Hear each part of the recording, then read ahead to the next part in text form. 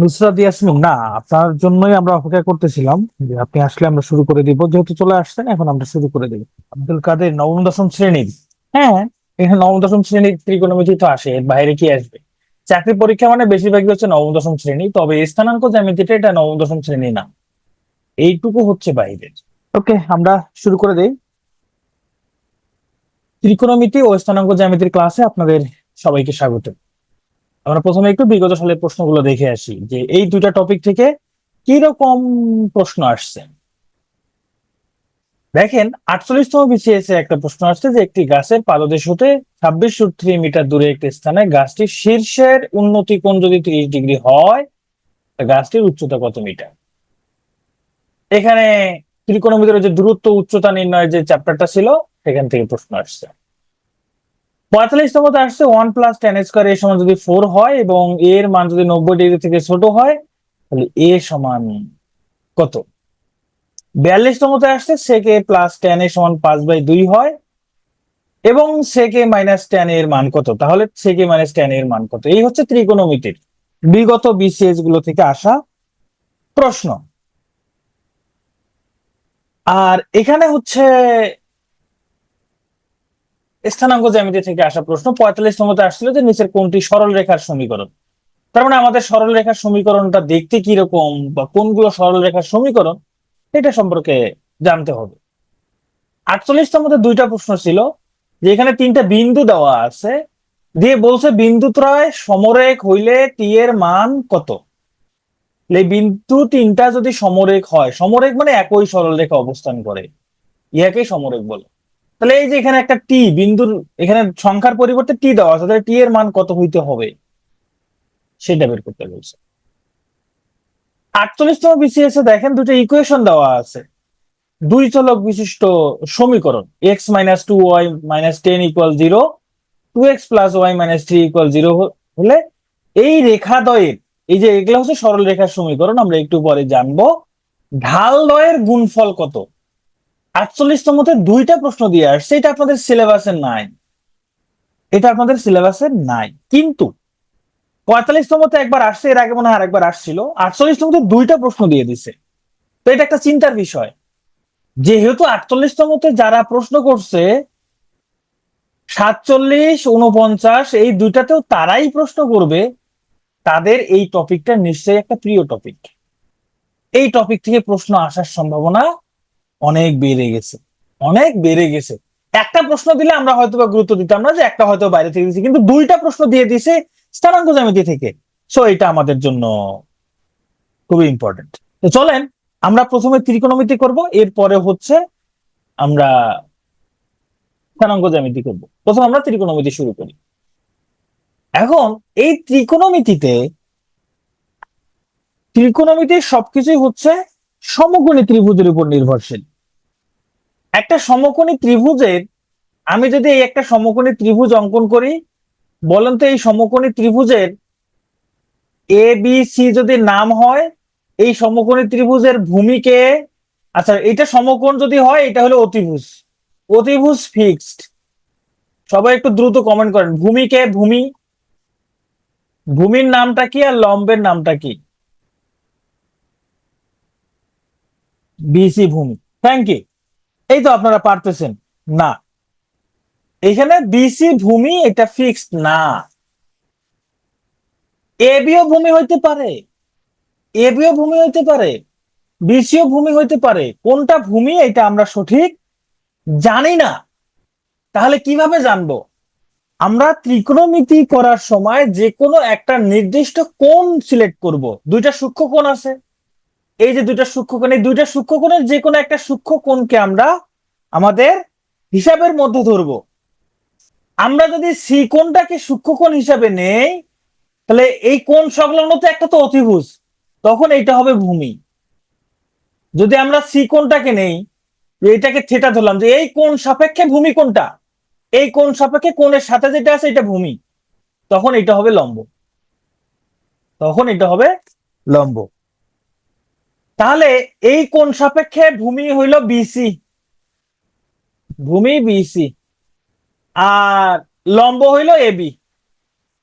কিন্তু যদি কখনো আমরা এই কোণটা নেই, এ কোণ নেই, এটা হলো সি কোণ সাপেক্ষে, সি কোণ সাপেক্ষে। আর যদি আমরা এ কোণটাকে নেই, এ কোণ, এই যে এ কোণ সাপেক্ষে ভূমি কোণটা হবে, এ কোণ সাপেক্ষে যখন এই কোণটাকে বিবেচনা করব, তখন এই কোণ সংলগ্ন বাহুটাই হয়ে যাবে ভূমি, তখন এ বি হবে ভূমি, তখন ভূমি হবে এ বি, আর লম্ব হবে বিসি।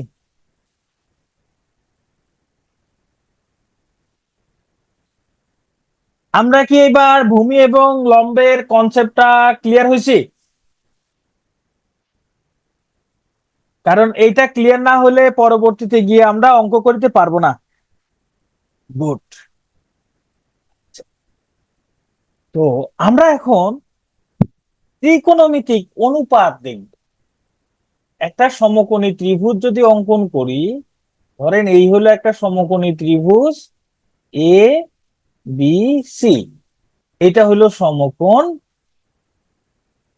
এইটা অতিভুজ, আমরা এই কোণটাকে বিবেচনা করি, এটা থিটা হলে এটা হলো ভূমি,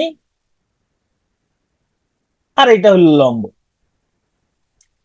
বলেন তো ত্রিকোণমিতিক ত্রিকোণমিতিক অনুপাত কয়টা? ত্রিকোণমিতিক অনুপাত হলো 6টা। সাইন, কস, সেক, কোসেক, ট্যান, কট। 6টা। কেন 6টা? এই যে এখানে তিনটা বাহুকে আমি 6 ভাবে অনুপাত করতে পারি। যেমন এইভাবে আমি লিখতে পারি এ বি বাই এসি, আমি লিখতে পারি এ বি বাই বিসি, আমি লিখতে পারি এসি বাই বিসি, অথবা আমি লিখতে পারি এসি বাই এবি, আমি লিখতে পারি বিসি বাই এবি, আমি লিখতে পারি বিসি বাই এসি। এই যে আমি এই তিনটা বাহু দিয়ে এরকম 6টা অনুপাত লিখছি, মানে ভগ্নাংশ লিখছি আর কি। কয়টা লিখছি? 6টা। এই 6টার জন্য 6টা কি আছে? অনুপাত আছে। 6টার জন্য 6টা অনুপাত দেওয়া আছে। এখন কোন অনুপাত কার, মানে এ বি বাই এসি এটা কাকে দিব, এ বি বাই বিসি এটা কাকে দিব, এগুলো কাকে দিব? এগুলো ফিক্সড আছে, কোনটা কার কাছে যাবে, সাইন কার জন্য, কস কার জন্য, সেক কার জন্য, কোসেক কার জন্য, ট্যান, কট, এগুলো কোনটা কার জন্য, সেগুলো হচ্ছে ফিক্সড। তো সেই ফিক্সড কার তাহলে কোনটা কার জন্য, এইটা আমাদের মুখস্থ রাখতে হবে। এটা যদি মুখস্থ রাখতে না পারি তাহলে অঙ্ক করতে পারবো না। তাহলে এটা মুখস্থ রাখা জটিল একটা বিষয়? আসলে জটিল না, এটা খুবই সহজ একটা বিষয়, আপনারা দেখলেই বুঝতে পারবেন। এখানে জটিলের কিছুই নাই। তো চলেন আমরা দেখি কোনটা কাকে দিব। ছোটবেলায় আমরা ছন্দ দিয়ে মনে রাখতাম, এখন যদি পারেন যে ছন্দ দিয়ে মনে রাখতে, তাহলে ছন্দ দিয়ে মনে রাখবেন, ভালো।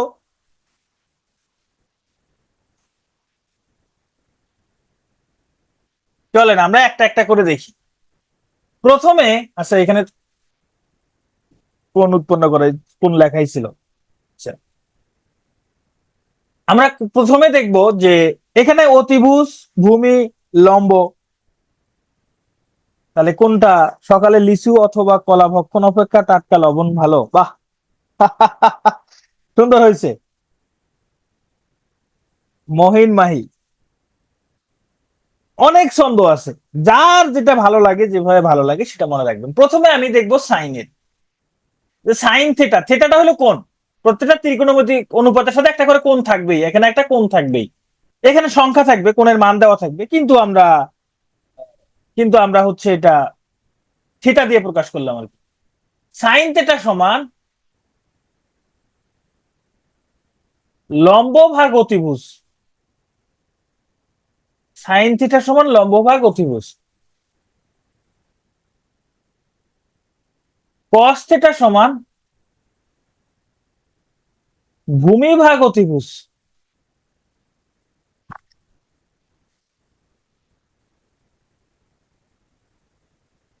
টেন থিটা সমান লম্ব ভাগ ভূমি। এই তিনটা মনে থাকলে আর কিছু লাগবে না, বাকি তিনটা এমনি হবে। কিভাবে? এই যে সাইনের উল্টো হইলো কোসেক, সাইনের উল্টো হইলো কোসেক, কোসেক থিটা সমান সাইনের যেহেতু উল্টো, তাহলে সাইন থিটার লম্ব ভাগ অতিভুজ হলে কোসেক থিটা হবে অতিভুজ ভাগ লম্ব, অতিভুজ ভাগ লম্ব। সাইন থিটার উল্টো হইলো কোসেক, সাইন থিটার উল্টো হলো কোসেক। আপনি এই তিনটা মনে রাখবেন, বাকি তিনটা এমনি পারবেন।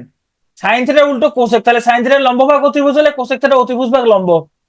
কসের উল্টো হলো সেক, তাহলে কস থিটা সমান ভূমি ভাগ অতিভুজ, তাহলে সেক থিটা সমান হবে অতিভুজ ভাগ ভূমি। ট্যান এর উল্টো হলো কট, তাহলে ট্যান থিটা সমান লম্ব ভাগ ভূমি হলে কট থিটা সমান ভূমি ভাগ লম্ব। তাহলে আপনারা এই তিনটা মনে রাখবেন, শুধু এই তিনটা মনে রাখতে পারলে বাকি তিনটা এমনি মনে থাকবে। এই তিনটা মনে রাখতে পারলে বাকি তিনটা এমনি মনে থাকবে। তাহলে এই তিনটা আপনারা বিভিন্ন রকম ছন্দ দিয়ে মনে রাখতে পারেন। এই যে এখানে অনেকে এই যে সাগরে লবণ আছে, কবরে ভূত আছে, হ্যাঁ, ট্রায়ার লম্বা ভুরু, তারপরে এই যে এখানে আর কি লিখছে, সকালে লিচু অথবা কলা ভক্ষণ করা টাটকা লবণ ভালো। হ্যাঁ, আমি একটা দিই আপনাদের, আপনারা যেহেতু অনেকগুলো বলছেন আমি একটা লিখি। আমি লিখি ধরেন, একটু কবি কবি ভাব আসবে। সন্ধ্যা লগ্ন অবস্থায়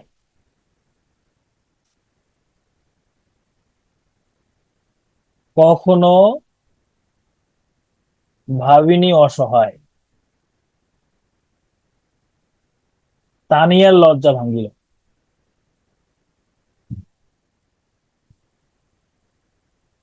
তানিয়া আছেন ক্লাসে? তানিয়ার লজ্জা ভাঙ্গিল।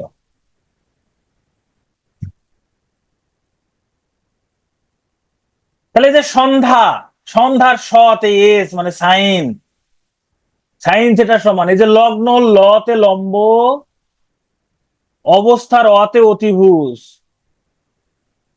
তাহলে সাইন থিটা সমান লম্ব ভাগ অতিভুজ। কখনো কতে কস, ভাবিনীর ভতে ভূমি, অসহায়ের অতে অতিভুজ, তানিয়ার টি, তানিয়া লিখতে টি লাগে না, ট্যান,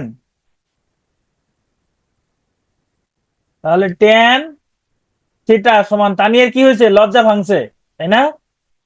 লজ্জার লতে লম্ব, ভতে ভতে ভূমি। এভাবে আপনারা মনে রাখতে পারেন, যার যেটা মনে থাকবে সে সেটা দিয়েই আপনারা খেয়াল মনে রাখার ট্রাই করবেন। এগুলো লাগবেই।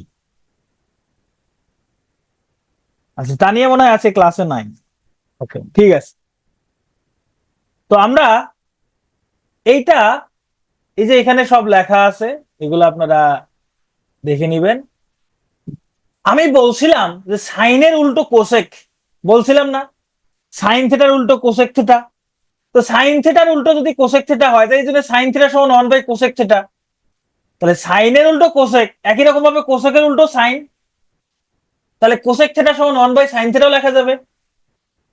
সেম ভাবে কস থিটা সমান, কসের উল্টো সেক যেহেতু, এই জন্য কস থিটা সমান 1/সেক থিটা, সেকের উল্টো কস, তাহলে 1/কস থিটা। আবার টেন থিটা সমান 1/কট থিটা, কট থিটা সমান 1/টেন থিটা। আর এইটা অতিরিক্ত ভাবে মনে রাখবেন, টেন থিটা সমান sine theta by cos theta. Tan theta সমান যদি sine theta by cos theta হয়, কট থিটা সমান কি বলেন তো দেখি? কট থিটা সমান কি?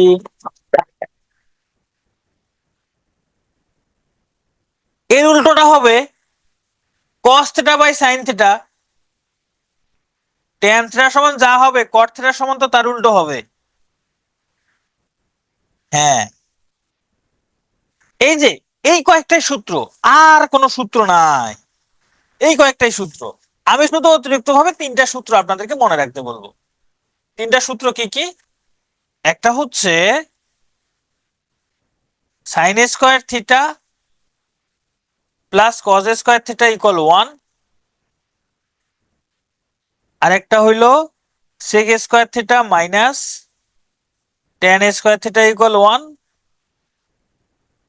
cosec square theta minus cot square theta equal 1।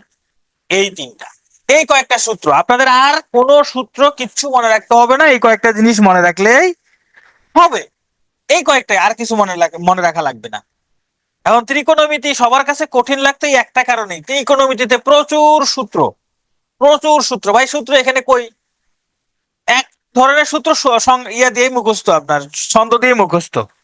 এইখানে শুধু আমরা ট্যান থিটার একটা সূত্র পেলাম, আর এই যে তিনটা সূত্র, এই কয়েকটা সূত্র মনে রাখলে আপনারা ত্রিকোণমিতির যে কোনো অঙ্ক করতে পারবেন। ঠিক আছে, ওকে। আমরা এবার সবথেকে কঠিন জিনিসটা এবার শিখি, চলেন। আচ্ছা, এখানে সূত্রগুলো লেখা আছে, এই চারটা। বলেন তো এই চারটা কে কে জীবনে একবার হলেও মুখস্থ করছেন? এই চারটা জীবনে কে কে মুখস্থ করছেন? বা এখন মনে আছে কার কার? এখন মনে আছে এরকম কেউ আছেন? পুরো চার্ট অনেকেরই মনে আছে, যাক, যাদের মনে আছে ভালো, যাদের মনে নাই ভালো, অসুবিধা নাই। এটা মুখস্থ করা লাগে না। তবে হ্যাঁ, মুখস্থ করা লাগে না তার মানে এই না যে আপনি একেবারে শর্টকাট দিয়ে সব বাড়ি করবেন। ধরেন এই যে অনলাইনে ঢুকলেই বা ইউটিউবে সার্চ দিলেই এই যে হাতের 5 আঙ্গুল দিয়ে, হ্যাঁ, হাতের 5 আঙ্গুল দিয়ে হচ্ছে আপনাকে এগুলো মুখস্থ করাচ্ছে। 1 2 3 4, ও 5টা আঙ্গুল হয়েছে না, মুখস্থ করাচ্ছে, তাই না? এই যে হাতের 5 আঙ্গুল গণনা করে, হাতের 5 আঙ্গুল গণনা করে, আচ্ছা একটু নখগুলো দেই। আহ,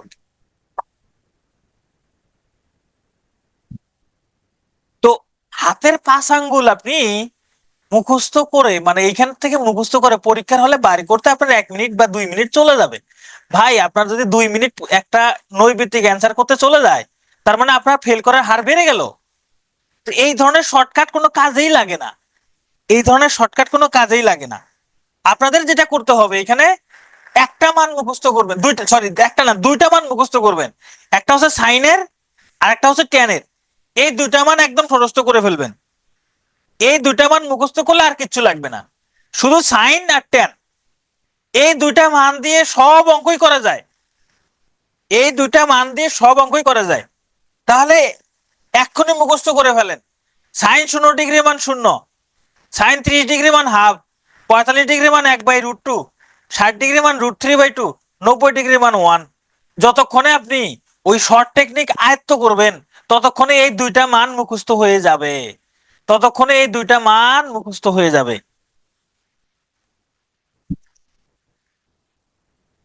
তারপর tan 0 ডিগ্রি মান 0, 30 ডিগ্রি মান 1/√3, 45 ডিগ্রি মান 1, 60 ডিগ্রি মান √3, 90 ডিগ্রি, tan 90 ডিগ্রি মান নাই, tan 90 ডিগ্রি মান পাওয়া যায় না, এটা অসংজ্ঞায়িত। তাহলে এই দুটা মান মুখস্থ করা যাবে না, পুরো শর্টকাট দরকার আছে, এই দুটা মান মুখস্থ করে ফেলেন। তো দুইটা মান মুখস্থ করলেও কস লাগে, আবার কস লাগে। সাইন 0 ডিগ্রি, আচ্ছা 0 ডিগ্রি পূরক কোণ কত? 90 ডিগ্রি না? তাহলে সাইন 0 ডিগ্রি মান যত হবে কস 90 ডিগ্রি মান তত হবে, সাইন 0 ডিগ্রি মান যত হবে কস 90 ডিগ্রি মান তত হবে। দেখেন কস 90 ডিগ্রি মান 0। এই যে সাইন 30 ডিগ্রি মান মুখস্থ আছে, তাহলে 30 ডিগ্রি কোণের পূরক কোণ কত? 60 ডিগ্রি, তাহলে কস 60 ডিগ্রি মান এটা হবে। সাইন 30 ডিগ্রি মান যা হবে কস 60 ডিগ্রি মান তাই হবে। দেখেন কস 60 ডিগ্রি মান এই যে হাফ, দেখছেন কস 60 ডিগ্রি মান হাফ। সাইন 45 ডিগ্রি মান আপনি মুখস্থ রাখবেন, সাইন 45 ডিগ্রি মান মুখস্থ থাকলে কস 45 ডিগ্রি মান ওইটাই, সাইন 45 ডিগ্রি কস 45 ডিগ্রি মান সেম। কেন? 45 ডিগ্রি পূরক কোণ হলো 45 ডিগ্রি। যখন সাইন 60 ডিগ্রি মান মুখস্থ রাখবেন √3/2, এই 60 ডিগ্রি কোণের পূরক কোণ হলো 30 ডিগ্রি, তাহলে কস 30 ডিগ্রি মান হবে √3/2। যখন সাইন 90 ডিগ্রি মান মনে থাকবে 1, 90 ডিগ্রি কোণের পূরক কোণ 0 ডিগ্রি, তাহলে কস 0 ডিগ্রি মান হচ্ছে 1। তাহলে মূলত আপনাকে এই সাইন আর ট্যান মনে রাখলে আর কিছু লাগবে না। এখন পরীক্ষার হলে যদি দেখেন সাইন কস ট্যান দিয়ে আসে নাই, সে কোসেক কট দিয়ে আসছে, ভাই যে সাইন কস ট্যান জানে সে সেক কোসেক কট বের করতে পারবে কিভাবে? ভাই সাইনের উল্টো কে? কোসেক না? সাইনের উল্টো কোসেক, সাইনের মানগুলোকে উল্টাই দেন, কোসেকের মান পেয়ে যাবেন। এই যে শূন্যকে উল্টাইলে অসংজ্ঞায়িত হয়ে যায়, মানে শূন্যকে উল্টাইলে 1/0, এটা অসংজ্ঞায়িত। এই সাইনের 1/2 কে উল্টাইলে হয় 2, 1/√2 কে উল্টাইলে হয় √2, √3/2 কে উল্টাইলে 2/√3। এককে যতই উল্টান না কেন ওয়ানই থাকে। তাহলে আপনার যদি সাইনের মান মুখস্থ থাকে, কোসেক দিয়ে অঙ্ক খুব কম আসে, যদিও চলে আসে। যখন আপনি সাইনের মান মনে আছে, তা কোসেকের মান পাবেন না আপনি। কসের মান আপনি পারেন, তো সেকের মান পারবেন না। কসের মানকে উল্টাই দিলে তো সেকের মান চলে আসতেছে। ট্যানের মান পারেন, ট্যানকে উল্টাই দিলে তো কটের মান পাচ্ছেন আপনি। তাহলে মূলত আপনারা 3টা মান মুখস্থ করবেন, ভয় পাওয়ার কিছু নাই। 2টা মান, বিশেষ করে সাইন এবং ট্যান, সাইন কস ট্যান, এই 3টা মনে রাখতে পারলে বেস্ট। এই 3টাই লাগবে, আর কিছু লাগবে না। ঠিক আছে, তাহলে এই 3টাই আপনারা কি করবেন, একদম মুখস্থ করবেন, এগুলো লাগবেই। ত্রিকোণমিতি মানে এই চার্ট লাগবে। এখন পুরো চার্ট মনে থাকবে না, পুরো চার্ট আপনি হঠাৎ করে আপনাকে বলছে যে কসেক 90 ডিগ্রি মান কত, মনে থাকবে না। কিন্তু কোসেক 90 ডিগ্রি মান মনে নাই, কিন্তু সাইন 90 ডিগ্রি মান মনে আছে যে 1, তাহলে কোসেক 90 ডিগ্রি মানও 1। ক্লাসে মুখস্থ করে ফেলছেন, বাহ। তো চলেন আমরা এখন তাহলে অঙ্ক করি।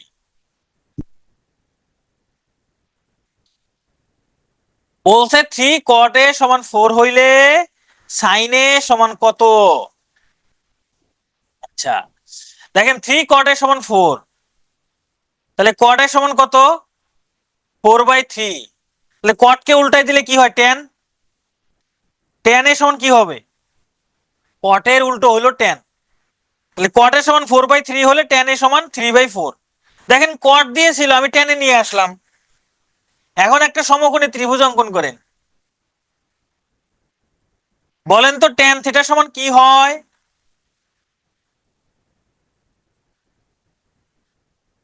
লম্ব ভাগ অতিভুজ না, না সরি, লম্ব ভাগ ভূমি না, লম্ব ভাগ ভূমি। আমি যদি এই কোণটাকে নেই, তাহলে লম্ব কোনটা? উপরেরটা লম্ব, তাহলে এই যে লম্ব 3, ভূমি 4, অতিভুজ তাহলে কি হইবে? একটা 3 একটা 4, পিথাগোরাসের ত্রয়ী সংখ্যা, আর একটা 5 হবে। এখন বলছে সাইন এ সমান কত, তাহলে এখন বের করেন। সাইন এ সমান লম্ব ভাগ অতিভুজ, লম্ব ভাগ অতিভুজ। লম্ব হলো 3, অতিভুজ হলো 5, এটাই হলো অ্যান্সার, 3/5।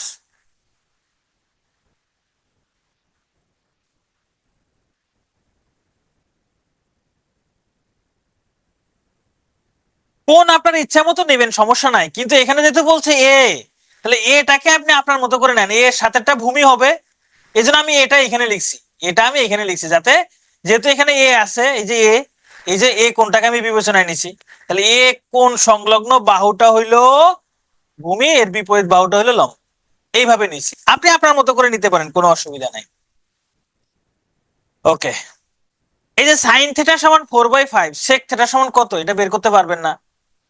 ধরেন এই যে আমি একটা ত্রিভুজ অঙ্কন করলাম, আমি নাম দিলাম ABC, এইটা হলো থিটা, ধরেন এটা হলো থিটা।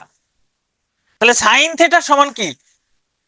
লম্ব ভাগ অতিভুজ না, তাহলে লম্ব হলো 4, অতিভুজ হলো 5। এখন দেখেন সেক থিটার মান বের করছে, সেকের উল্টা কে? কস। আপনি কস থিটার মান বের করেন, সমস্যা নাই, কস থিটার মান বের করেন। কস থিটা সমান কি? ভূমি ভাগ অতিভুজ, তাই না? তাহলে আমার এখানে কি দরকার? অতিভুজ দরকার। তাহলে আমার এখানে কি দরকার? অতিভুজ দরকার।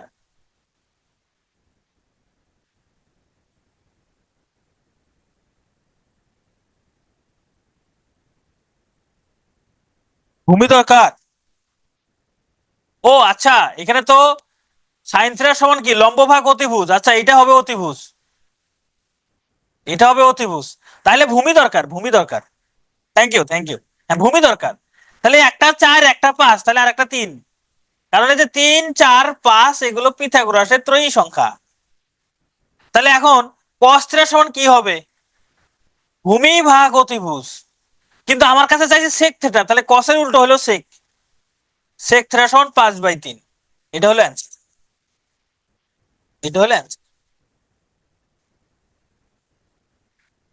তাহলে এই ধরনের অঙ্কগুলো আপনারা নিজেরা কি করবেন, প্র্যাকটিস করবেন। এটা সহজ। এই যে ট্যান থিটা সমান √3, এখন ট্যান কত ডিগ্রির মান √3 বলেন তো? ট্যান কত ডিগ্রির মান √3? ট্যান 60 ডিগ্রির মান √3। তার মানে আসলে থিটা সমান 60 ডিগ্রি। থিটা সমান কত ডিগ্রি? 60 ডিগ্রি। এখানে থিটা যদি 60 ডিগ্রি দেওয়া যায় তবেই এর মান √3 হবে। তাহলে এখন কস এর মান বের করতে বলছে, তার মানে কস 60 ডিগ্রির মান কত? বলেন কস 60 ডিগ্রির মান কত? কস 60 ডিগ্রি মানে সাইন 30 ডিগ্রি, 1/2। এই হলো অ্যান্সার। কস 60 ডিগ্রির মান যা হবে সাইন 30 ডিগ্রির মান তাই হবে, কারণ 30 আর 60 এরা পরস্পর পূরক কোণ। সাইন 30 ডিগ্রির মান আপনি মুখস্থ করছেন হাফ, তাহলে হাফ।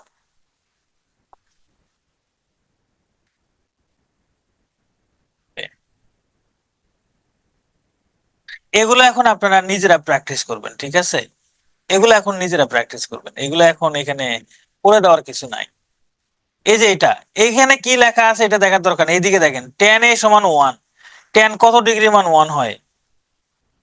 tan কত ডিগ্রি মান 1 হয় বলেন তো? tan 45 ডিগ্রি মান 1 হয়। তার মানে a সমান 45 ডিগ্রি। a সমান 45 ডিগ্রি হলে সাইন a মানে সাইন 45 ডিগ্রির মান কত? সাইন 45 ডিগ্রির মান 1/√2।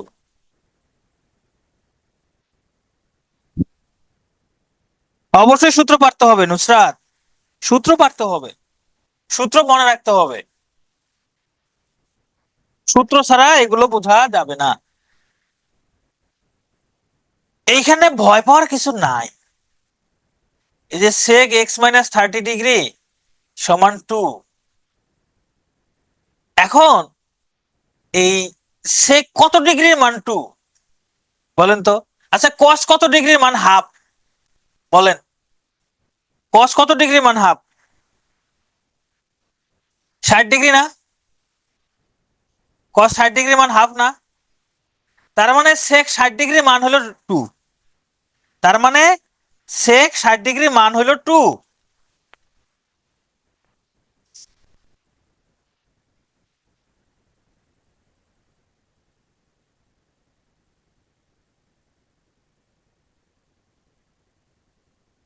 তাহলে এখানে লিখবেন sec x - 30 ডিগ্রি, তাহলে cos 60 ডিগ্রি, এটা হলো যে sec 60 ডিগ্রি সমান 2। তাহলে এখানে হবে sec 60 ডিগ্রি। তাহলে এখানে x - 30 degree is equal to 60 degree. তাহলে x সমান কত? 60 + 30 ইজ ইকুয়াল টু 90 ডিগ্রি। এখন বলছে tan x সমান কত, তাহলে বের করে। tan 90 ডিগ্রির মান অসংজ্ঞায়িত।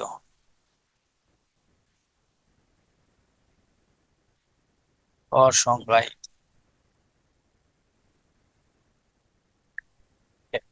এগুলো আপনারা নিজেরা প্র্যাকটিস করবেন, যেটা নিজেরা করবেন। এই যে tan 3a সমান √3, তাহলে a সমান কত ভাই?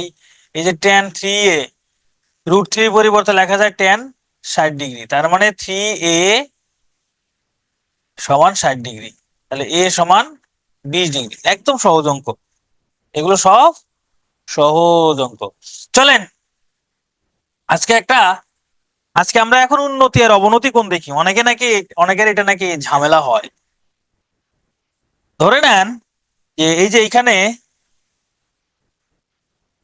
এইখানে হচ্ছে ফয়সাল দাঁড়িয়ে আছে, হ্যাঁ, ফয়সাল দাঁড়িয়ে আছে এখানে। ফয়সাল এখানে দাঁড়িয়ে কি করতেছে? এই যে বারান্দায় আসছে কে? বারান্দায় কে আসছে? এটা কে? নাম কি? ধরেন এর নাম হলো দীপিকা পাডুকোনে। দীপিকা, দীপিকা, জুলেখা। না না, এ পরিমিনী, পরিমিনী এখন চলে না। আচ্ছা দীপিকা, তো বয়স হয়ে গেছে অবশ্য। তো ফয়সাল দেখা করতেছে, ভালো করে খেয়াল করেন। এই যে দীপিকা উপর থেকে দেখতেছে কার দিকে? ফয়সালের দিকে দেখতেছে। তো দীপিকা এখান থেকে যখন দেখতেছে, দীপিকার চোখের বরাবর আমরা যদি একটা রেখা কল্পনা করি, একটা রেখা কল্পনা করি, এই যে চোখ বরাবর সোজা ভূমির সমান্তরাল একটা রেখা কল্পনা করলাম, ঠিক আছে? এই যে রেখাটা কল্পনা করলাম, এই রেখা থেকে দীপিকার নজরটা কতটুকু নিচের দিকে আছে? এই রেখা থেকে দীপিকার নজরটা কতটুকু নিচের দিকে আছে? এটাই হলো অবনতি কোণ। এই রেখা বরাবর সে তো এদিকে সোজা দেখতেছে না, নিচের দিকে দেখতেছে, কতটুকু নিচের দিকে? এটাই হইলো অবনতি কোণ। ঠিক সেম ভাবে ফয়সাল, এই যে ফয়সাল এইখানে, এই যে ফয়সাল এইখানে কি করতেছে? এখান থেকে উপরের দিকে দীপিকার দিকে তাকাচ্ছে। হ্যাঁ, তারা চোখের ভাষায় কথা বলতেছে। জোরে কথা বললে আবার বাসা থেকে কেউ শুনে ফেলবে, সর্বনাশ হয়ে যাবে। তারা চোখের ভাষায় কথা বলতেছে। ফয়সাল ভূমির সাথে আছে, হ্যাঁ, এই যে ভূমির, ওর চোখ বরাবর যদি আমি একটা রেখা কল্পনা করি, এই যে ফয়সাল উপরের দিকে তাকাচ্ছে না, এই যে ভূমির সাথে যে কোণ উৎপন্ন করছে, এটাই হবে উন্নতি কোণ। এটাই হলো উন্নতি কোণ। বুঝতে পারছেন?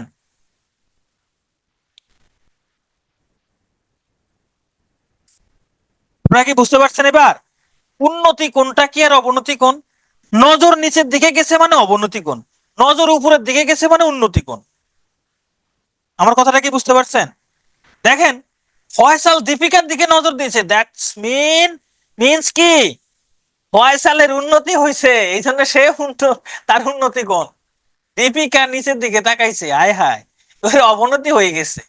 হ্যাঁ, সে এত বড় একটা নায়িকা হয়ে সে ফয়সালের প্রেমে হাবুডুবু খাচ্ছে, এর অবনতি হয়েছে, এই জন্য এর অবনতি কোণ।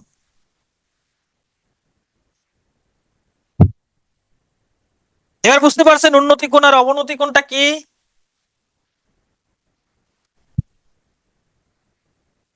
মজার ব্যাপার হইল এইখানে এই দীপিকার অবনতি কোণ যত ডিগ্রি হবে, ধরেন দীপিকার অবনতি কোণ 30 ডিগ্রি, তার মানে ফয়সালের উন্নতি কোণও 30 ডিগ্রি হবে। কথাটা কি বুঝতে পারছেন? এখানে অবনতি কোণ যত ডিগ্রি হবে, এখানে উন্নতি কোণ তত ডিগ্রি হবে, মানে সমানে সমান। হ্যাঁ, একান্তর কোণ, রাইট, একান্তর কোণ। এই দুটা কোণ আবার সমান হয় সব সময়। মানে ব্যাপারটা এরকমটা না, এর যতটুকু অবনতি হয়েছে এর ততটুকু উন্নতি হয়েছে, এর যতটুকু অবনতি হয়েছে এর ঠিক ততটুকুই কি হয়েছে? উন্নতি হয়েছে। এই জন্য এইখানে যত ডিগ্রি কোণ অবনতি হবে, এখানে তত ডিগ্রি কোণ উন্নতি হবে।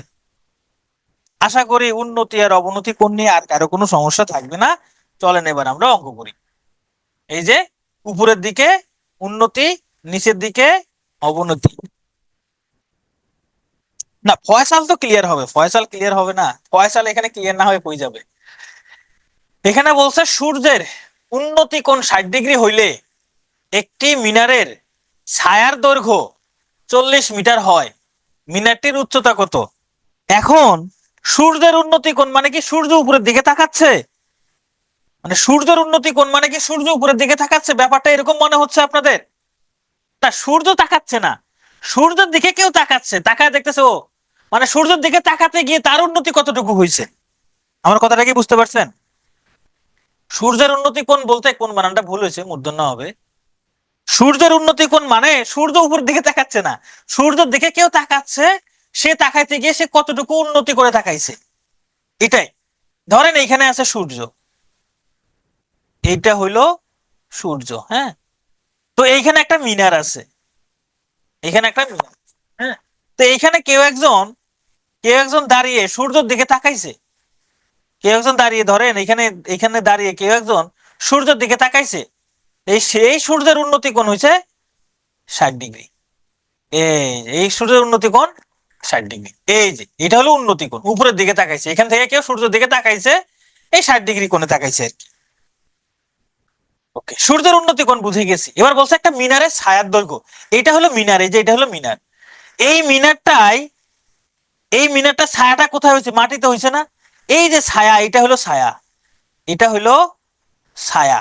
এই ছায়ার দৈর্ঘ্য হলো 40 মিটার। এই ছায়ার দৈর্ঘ্য হলো 40 মিটার। এটা হলো মিনার। এটা হলো কি? মিনার। এখন এই মিনারের উচ্চতা কত? একটা কোণ দেওয়া আছে, তাহলে এই কোণ সংলগ্ন এটা হলো ভূমি, এটা উচ্চতা, তার মানে এইচ বের করতে হবে। এখন বলেন তো ভূমি এবং লম্বের সাথে সম্পর্ক কার? ভূমি এবং লম্বের সাথে সম্পর্ক কোন ত্রিকোণমিতিক অনুপাতের? tan, right. তাহলে আমরা লিখতে পারি tan 60 degree is equal to লম্ব ভাগ ভূমি। tan 60 ডিগ্রি মান হলো √3, লম্ব হলো এখানে এইচ ধরে নিছি, লম্বের মানটাই বের করব, আর ভূমি হলো এই যে 40 মিটার। আমরা যদি এটা আর গুণন করি, এইচ সমান 40 √3, এটাই অ্যান্সার, এটাই অ্যান্সার।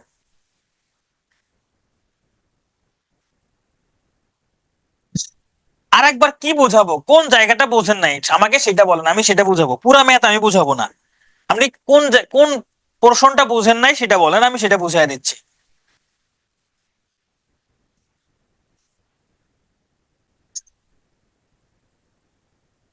এই ম্যাথের উন্নতি কোণ, এই যে সূর্যের উন্নতি কোণ 60 ডিগ্রি। মানে এখানে কেউ একজন, ধরেন এখানে আপনি দাঁড়ায় আছেন, এখানে তামান্না দাঁড়ায় সূর্যের দিকে তাকাচ্ছে, সূর্যের দিকে তাকাচ্ছে। তা সূর্যের দিকে যখন তাকাচ্ছে তখন তামান্নার উন্নতি হয়েছে না উপরের দিকে তাকাচ্ছে? এটাই হচ্ছে উন্নতি কোণ। এই যে এইদিকে উপরের দিকে তাকাচ্ছে, এটাই হচ্ছে এখানে 60 ডিগ্রি কোণ উৎপন্ন হয়েছে, এটাই উন্নতি কোণ। ছায়া বড় হইতে পারে, হইতে পারে, সেটা নির্ভর করবে সূর্য কোন অ্যাঙ্গেলে আছে, কত মাথার উপরে আছে, নাকি সকালবেলা নাকি বিকালবেলা, সেটা নির্ভর করবে। ছায়া তো ছোট বড় হবেই, এটা তো নির্দিষ্ট একটা সময়ের কথা চিন্তা করে বলছে। আমরা আরেকটা অঙ্ক করি চলেন। একটি মিনারের পাদদেশ হইতে 20 √3 মিটার দূরের একটি স্থান হতে মিনারটির শীর্ষবিন্দুর উন্নতি কোণ 60 ডিগ্রি হইলে, ধরেন এই হলো একটা মিনার, এটা হলো মিনার, হ্যাঁ, এই মিনারের এটা হলো পাদবিন্দু, হ্যাঁ, এই পাদবিন্দু থেকে কত দূরে? এই যে 20 √3 মিটার দূরে, 20 √3 মিটার দূরে। এই বিন্দু থেকে কেউ একজন মিনারের দিকে তাকাইছে, মিনারের শীর্ষের দিকে তাকাইছে, তাকাইছে মানে সে উপরের দিকে তাকাইছে। এই যে মিনারের উন্নতি কোণটা হইলো 60 ডিগ্রি, মিনারের উন্নতি কোণটা হইলো 60 ডিগ্রি। এখন এই যে কোথা থেকে দেখছে? যে 20 √3 মিটার দূর থেকে দেখছে। এখন বলছে মিনারটির উচ্চতা কত, মানে এই যে এটা বের করতে বলছে। আগের অঙ্ক আর এই অঙ্ক একদম সেম, তাহলে করে ফেলেন। tan 60 ডিগ্রি সমান লম্ব ভাগ ভূমি, লম্ব হইলো এইচ, ভূমি হইলো 20 √3, tan 60 ডিগ্রির মান হলো √3, এইচ বাই 20 √3, আর গুণন করলে এইচ সমান 20 √3 গুণন √3, তাহলে 20 √3 গুণ করলে 3 হয়, মানে 60। তাহলে মিনারটার উচ্চতা ছিল 60 মিটার। মিনারটির উচ্চতা ছিল 60 মিটার। এগুলো হচ্ছে আপনাদের রিটেনেও কাজে লাগবে। ও আপনারা তো 49 দিচ্ছেন, যারা 47 দিবেন এগুলো রিটেনেও আসে, রিটেনেও কিন্তু আসে, এগুলো রিটেনে কাজে লাগবে। তাহলে এই ধরনের অঙ্কগুলো আপনারা করতে পারবেন না? এখানে বলছে একটা 48 মিটার লম্বা খুঁটি ভেঙে গিয়ে সম্পূর্ণ বিচ্ছিন্ন না হয়ে ভূমির সঙ্গে 30 ডিগ্রি কোণ উৎপন্ন করে। তাহলে এই ধরেন একটা খুঁটি, এটা পুরোটাই কি খুঁটি, ওকে। খুঁটিটা দৈর্ঘ্য হলো 48 মিটার, দৈর্ঘ্য কত? 48 মিটার। ধরেন এই খুঁটিটা এখানে ভাঙ্গা গেছে, এই যে এখানে ভাঙ্গা যাইয়া এই অংশটা একবার বিচ্ছিন্ন হয়ে যায় নাই, ধরেন এটা ভেঙে এইরকম করে মাটির সাথে লেগে আছে, এই উপরের অংশটা ভেঙে মাটির সাথে এরকম করে লেগে আছে, এইখানে যে ভূমির সাথে 30 ডিগ্রি কোণ উৎপন্ন করছে, ভূমির সাথে 30 ডিগ্রি কোণ উৎপন্ন করছে। এইটুকু বুঝতে পারছেন কিনা? মানে এটা পুরোটাই খুঁটি ছিল, খুঁটির এই উপরের অংশটা ভেঙে গিয়ে কি করছে, এই যে নিচে এরকম করে খুঁটির সাথে লেগে আছে। এখন পুরোটাই 48 মিটার, আমি ধরলাম এইটুকু হলে এইচ, মানে এইচ উচ্চতা ভাঙছে। এইটুকু যদি এইচ হয় তাহলে উপরের টুকু কত হবে? পুরোটাই 48, এইটুকু এইচ হলে উপরের টুকু 48 মাইনাস এইচ হবে না? উপরের টুকু 48 মাইনাস এইচ, এই অংশটাই তো এটা, এই উপরের অংশটাই তো এই যে এটা, তাই না? উপরের অংশটা তো ভেঙে এখানে আসছে, তাহলে এটাও 48 মাইনাস এইচ হবে। তাহলে এখানে আপনার কি দেওয়া আছে? একটা কোণ দেওয়া আছে, এখানে লম্ব দেওয়া আছে আর অতিভুজ দেওয়া আছে। তাহলে সাইন 30 ডিগ্রি সমান এই যে লম্ব ভাগ অতিভুজ। তাহলে সাইন 30 ডিগ্রির মান কত? হাফ। লম্ব কত? এইচ। অতিভুজ কত? 48 মাইনাস এইচ। এটা এখন হিসাব করে আপনারা মান বের করবেন। 2h সমান 48 মাইনাস এইচ, 3h সমান 48, এইচ সমান 16।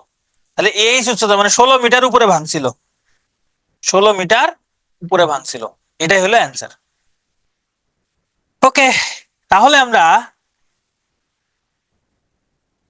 এগুলো হচ্ছে আপনারা নিজেরা প্র্যাকটিস করবেন। সব অঙ্ক তো করে দেওয়ার কিছু নাই, প্রত্যেকটা অঙ্কই প্রায় সেম। তাহলে এই যে এটাও নিজেরা প্র্যাকটিস করবেন। আচ্ছা, একজন অবনতি কোণের কথা বলছিল, তাই না? একটা অবনতি কোণের অঙ্ক করা লাগে, তাই না? চলেন একটা আমরা অবনতি কোণের অঙ্ক করি, যে অবনতি কোণ হইলে কি হবে। ধরেন আমাদের লেকচার বুকে যে অঙ্কটা আছে, আমি এটাই একটা করাই দেই। লেকচার বুকে আছে এই যে অঙ্ক, ঝড়ে একটি গাছ হেলে পড়লো, হেলে পড়লো। গাছের গোড়া থেকে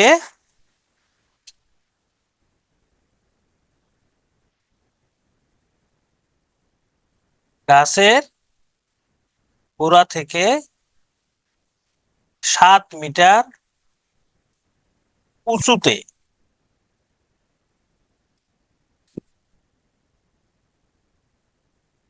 একটি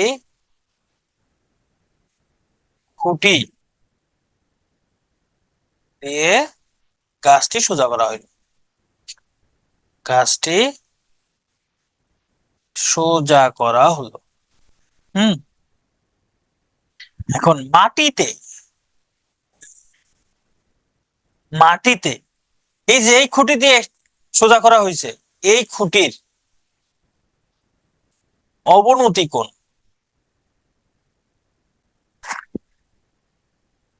এই খুঁটির অবনতি কোণ 30 ডিগ্রি হলে খুঁটির দৈর্ঘ্য কত? খুঁটির দৈর্ঘ্য কত, প্রশ্ন হলে এটা।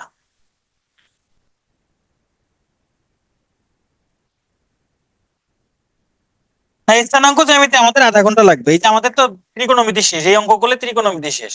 ধরেন এটা একটা গাছ, হ্যাঁ, গাছটা ঝড়ে একটু হেলে পড়ছিল, এরকম করে ধরেন হেলে পড়ছিল। তো এইদিকে একটা খুঁটি দিয়ে কি করা হয়েছে, একে ধাক্কায়া একদম সোজা করে রাখা হয়েছে। খুঁটিটা ধরেন এই যে এরকম করে রাখা হয়েছে, এই খুঁটি দিয়ে কি করা হয়েছে, গাছটাকে সোজা করা হয়েছে। এখন বলতে এই খুঁটির অবনতি কোণ, মানে এইখান থেকে যদি কেউ দেখে এই খুঁটির অবনতি কোণ, মানে এই কোণটা হলো 30 ডিগ্রি। এখন এই কোণ 30 ডিগ্রি হলে এই কোণটাও 30 ডিগ্রি, এই কোণটাও 30 ডিগ্রি। এই তো, আর কিছু না, এটুকুই। আর এটা হচ্ছে 7 মিটার, এই যে এটা হলো 7 মিটার, যে 7 মিটার উচ্চতা, এটা হলো 7 মিটার। এখন এই যে এটার মান বের করতে বলছে, এটার মান যদি এইচ হয়, তাহলে এটা যদি 30 ডিগ্রি হয়, তাহলে এই যে এইচ এর মান বের করেন। এই যে সাইন 30 ডিগ্রি সমান লম্ব ভাগ অতিভুজ 7/8, মানে হাফ সমান 7/8, এইচ সমান 14। এই হলো অ্যান্সার, এই হলো অ্যান্সার, আর কিছু না। আচ্ছা, আমরা এরপর হচ্ছে স্থানাঙ্ক জ্যামিতি করব। এই টপিকটা করার আগে আমরা একটু ব্রেক নেই। এখন বাজে 8টা 51, আমরা ঠিক 9টায় ফিরবো। 9টায় ফিরবো, ঠিক আছে, 9টায় ফিরবো।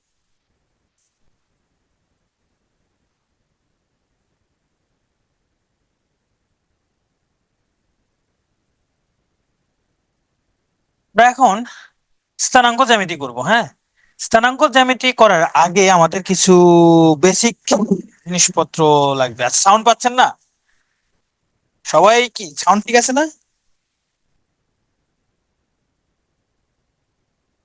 ও আচ্ছা, এখন পাচ্ছেন, ওকে ঠিক আছে। প্রথমে হচ্ছে, ধরেন আমরা যদি সংখ্যা রেখার দিকে তাকাই, সংখ্যা রেখা আমরা ঠিক ছিলাম না কতদিন? ধরেন এটা হলো 0, 1, 2, ধরেন এই পাশে -1, -2। ধরেন যদি বলে 2 কোথায় আছে, 2 একটা বিন্দু, এই যে এখানে 2 আছে। যদি বলে 1, এই যে 1 একটা বিন্দু। যদি বলে 0, 0 একটা বিন্দু। যদি বলে -1, এই যে -1 এখানে একটা বিন্দু। হ্যাঁ, -2 যদি বলে এখানে একটা বিন্দু। সেম ভাবে আমরা স্থানাঙ্ক জ্যামিতিতে দেখব কোন একটা বিন্দুর অবস্থান, এরকম দুইটা রেখা যদি আড়াআড়ি আমরা লিখি, এটাকে বলা হয় এক্স অক্ষ। এটার নাম হলো এক্স অক্ষ, আর এটার নাম হলো ওয়াই অক্ষ। এটা ধরা হয় জাস্ট। যদি এই বিন্দুটা, ধরেন এই বিন্দুটা কোথায় আছে, এই বিন্দুটা কোথায় আছে সেটা আমরা কিভাবে বের করব? আমরা প্রথমে এক্স অক্ষের দিকে এইদিকে আসব। ধরেন এইটুকু আসলাম, আসার পর এরপর সোজা উপরের দিকে যাব, তাই না?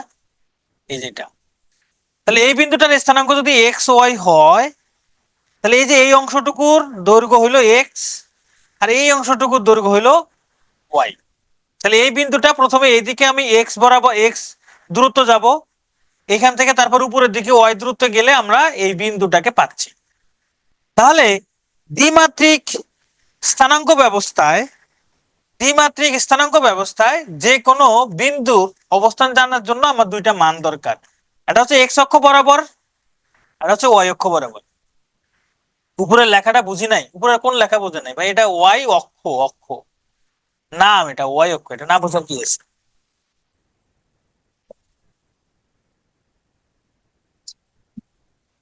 তো আমরা, এটা হলো মূল বিন্দু, এটা হলো মূল বিন্দু, এটাকে বলা হয় মূল বিন্দু, মূল বিন্দু। আজকে এই স্থানাঙ্ক জ্যামিতির যে প্রশ্নগুলো আসে আছে সেগুলো খুবই খুবই সোজা। হ্যাঁ, খুবই সোজা। আমি এগুলো একটু বেসিক আলোচনা করতেছি, এগুলো না করলেও চলবে। জাস্ট আমি টেকনিকটা বলে দিলে প্রশ্ন যেগুলো আসে সেগুলো আপনারা অ্যান্সার করতে পারবেন। সমস্যা হচ্ছে আমাদের এই যে কোনো জায়গায় দুইটা বিন্দু যদি দেওয়া থাকে, ধরেন এই যে দুইটা বিন্দু, এই দুইটা বিন্দুর মধ্যবর্তী দূরত্ব বের করতে বলতে পারে। ধরেন এটা হলো x1 y1, এই বিন্দুর স্থানাঙ্ক x1 y1। যেমন এখানে আমরা অঙ্কন করছি, এটা হলো, ধরেন এই বিন্দুর নাম দিলাম এ, এ বিন্দুর স্থানাঙ্ক হলো এটা এক্স ওয়াই। ধরেন এটা একটা বিন্দু হলো এ, আর এটা হলো একটা বি। তাহলে এ বি মধ্যকার দূরত্ব কত? তাহলে এ বিন্দুর স্থানাঙ্ক যদি x1 y1, আর বি বিন্দুর স্থানাঙ্ক যদি x2 y2 হয়, তাহলে এই এ বি, এ বি এর দূরত্ব, এ বি এর দূরত্ব হবে এই রুট ওভার এইখানে এক্স এর পার্থক্য। আচ্ছা, আরেকটা জিনিস এখানে, এটাকে বলা হয়, এটাকে বলা হয় ভুজ, এটাকে বলা হয় ভুজ। এটার নাম হলো কোটি, এটার নাম হলো কোটি। এটার নাম ভুজ, এটার নাম কোটি। যাই হোক, এত নামটা মনে রাখতে হবে না, জাস্ট এইটুকু মনে রাখেন। দুইটা বিন্দুর মধ্যবর্তী দূরত্ব নির্ণয়ের সূত্র, এখানে যে এক্স এর মান দেওয়া থাকবে, প্রথমে যে মান দুটা থাকবে এই দুটা মানের পার্থক্য আপনি প্রথমে লিখতে পারেন x1 - x2, তার উপর whole square, x1 - x2 whole square.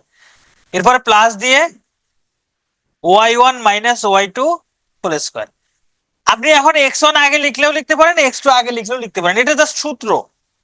ধরেন এ বি সূত্র, এটাকে এইভাবে লেখা যেতে পারে যে x2 - x1 whole square plus y2 - y1 whole square. যে কোনো একটা আগে লিখলেই হবে, অসুবিধা নাই। তবে এখানে x1 আগে লিখলে এখানেও x1টা y1টা আগে লিখতে হবে, এখানে x2 আগে লিখলে এখানে y2টা আগে লিখতে হবে। জাস্ট আমি এখানে আপনাদের সূত্র দেখাইলাম। এখন ধরেন আপনার কাছে দুইটা বিন্দু দেওয়া আছে এরকম, যে ধরেন এ একটা বিন্দু ধরেন 3 2, আর বি একটা বিন্দু ধরেন 4 5। তাহলে এই দুইটা বিন্দুর মধ্যবর্তী দূরত্ব কত? এই দুইটা বিন্দুর মধ্যবর্তী দূরত্ব কত এইটা আমাদের বের করতে বলতে পারে। তাহলে এই দুইটা বিন্দুর মধ্যবর্তী দূরত্ব হবে এ বি সমান রুট ওভার কি হবে এই 3 এবং 4 এর পার্থক্য, ধরেন 3 - 4 হোল স্কয়ার প্লাস 2 এবং 5 এর পার্থক্য 2 - 5 হোল স্কয়ার, তাহলে কত হবে এখানে -1 হোল স্কয়ার, এখানে হবে -3 হোল স্কয়ার, তার মানে 1 + 9 সমান √10, √10। তাহলে এ বি এর দূরত্ব কত? √10। দেখেন আপনার জাস্ট সূত্রটা লাগবে, সূত্র যদি মাথায় থাকে দুইটা বিন্দুর মাঝখানে দূরত্ব নির্ণয় করতে বলতে পারে, বের করবেন। দুইটা বিন্দুর মধ্যবর্তী দূরত্ব নির্ণয় করতে বলতে পারে, সেটা বের করবে। এখন বলেন তো এইটুকুতে কার কার সমস্যা আছে? ধরেন আমি এইটুকুতে কার কার সমস্যা আছে বলেন? নাই। আচ্ছা আমি আপনাদের একটা অঙ্ক করতে দিই, ধরেন এ একটা বিন্দু হইল 3 4, আর ধরেন বি একটা বিন্দু হইল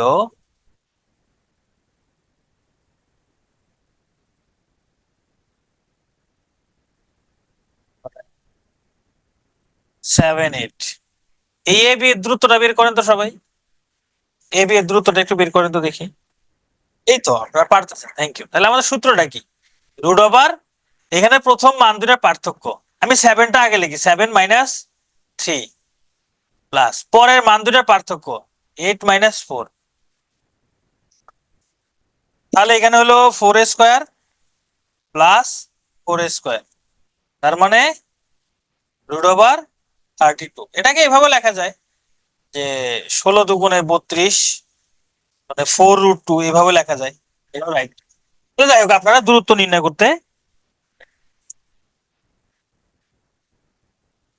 এবার আসেন আমি একটু সরল রেখা দেখি। সরল রেখা, তো দুইটি বিন্দুর মধ্যবর্তী দূরত্ব আমরা শিখে গেছি তাই না? Okay.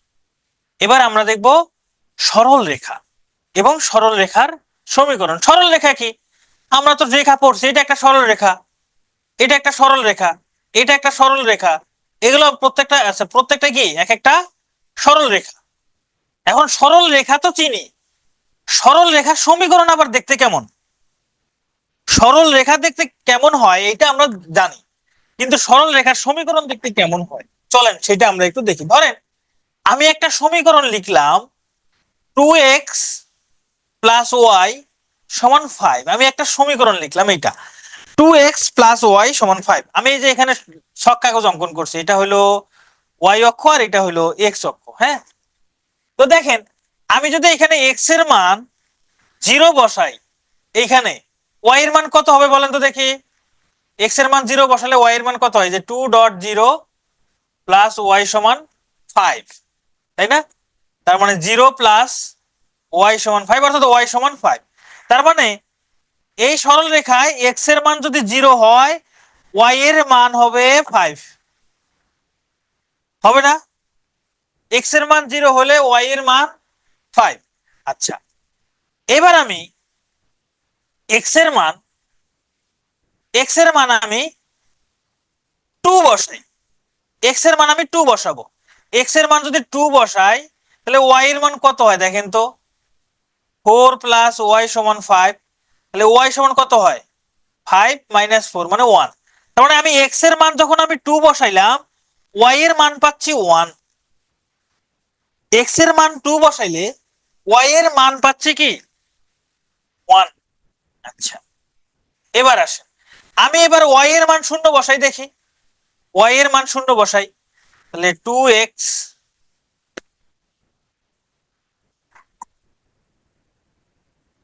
আচ্ছা y এর মান 0 বসাই, আচ্ছা 0 বসালে ভগ্নাংশ, আচ্ছা এই দুইটা বিন্দু দেখাই, এই দুইটা বিন্দু দিয়ে আমরা করি, ভগ্নাংশের দিকে না যাই।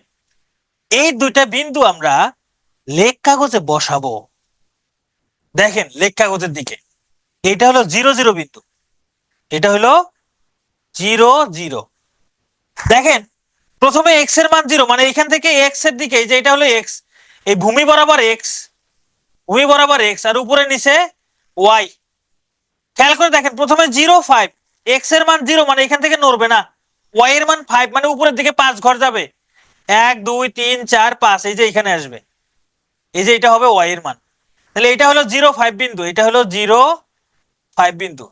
পরে দেখেন এক্স এর মান 2, মানে এখান থেকে 2 ঘর যাবে, এই যে এক্স এর মান 2, এই যে এখান থেকে এক ঘর আসলে এখানে, আর এক ঘর আসলে এখানে, যে এক্স এর ঘর মান 2 মানে যে এখানে 2, এক্স বরাবর 2 আসছে। এবার ওয়াই বরাবর কত যাব? ওয়াই বরাবর 1 যাব। তাহলে উপরের দিকে, এখান থেকে উপরের দিকে 1, এই যে এটা হলো 2 1। দেখেন তো এই দুইটা বিন্দু যদি আমি যোগ করে দেই, এটা একটা সরল রেখা হয় না? এটা একটা সরল রেখা না? এটা একটা সরল রেখা। আমি যদি এখানে আরেকটা বিন্দু নিতাম, ধরেন আমি ওয়াই এর মান 5 নিছি, এক্স এর মান হতে তখন 5/2। দেখেন ওয়াই এর মান যদি 5 নেই, এক্স এর মান হবে 5 বাই, ওয়াই এর মান 5 নিলে এক্স এর মান কি 5/2? না, ওয়াই এর মান 5 না, এক্স এর মান যদি 5 নেই, ধরেন ওয়াই এর মান 0 নেই, এই ওয়াই এর মান যদি 0 নেই, 2x প্লাস 0 সমান 5, মানে 2x সমান 5, তাহলে x সমান হচ্ছে 5/2। আচ্ছা দেখেন এক্স এর মান 5/2 মানে কত? আড়াই। আড়াই এই যে এখানে আসবে, এইখানে আসবে। দেখেন এটা যোগ করে দিলে একদম এই বিন্দুতে আসবে, হ্যাঁ, মাঝামাঝি আসবে। এটা হলো এই যে 5/2 0, মানে আমি এখানে যে কোনো বিন্দু নেই না কেন এই রেখার ভিতরে থাকবে, এই রেখার ভিতরে থাকবে। এইটাই হলো সরল রেখার সমীকরণ।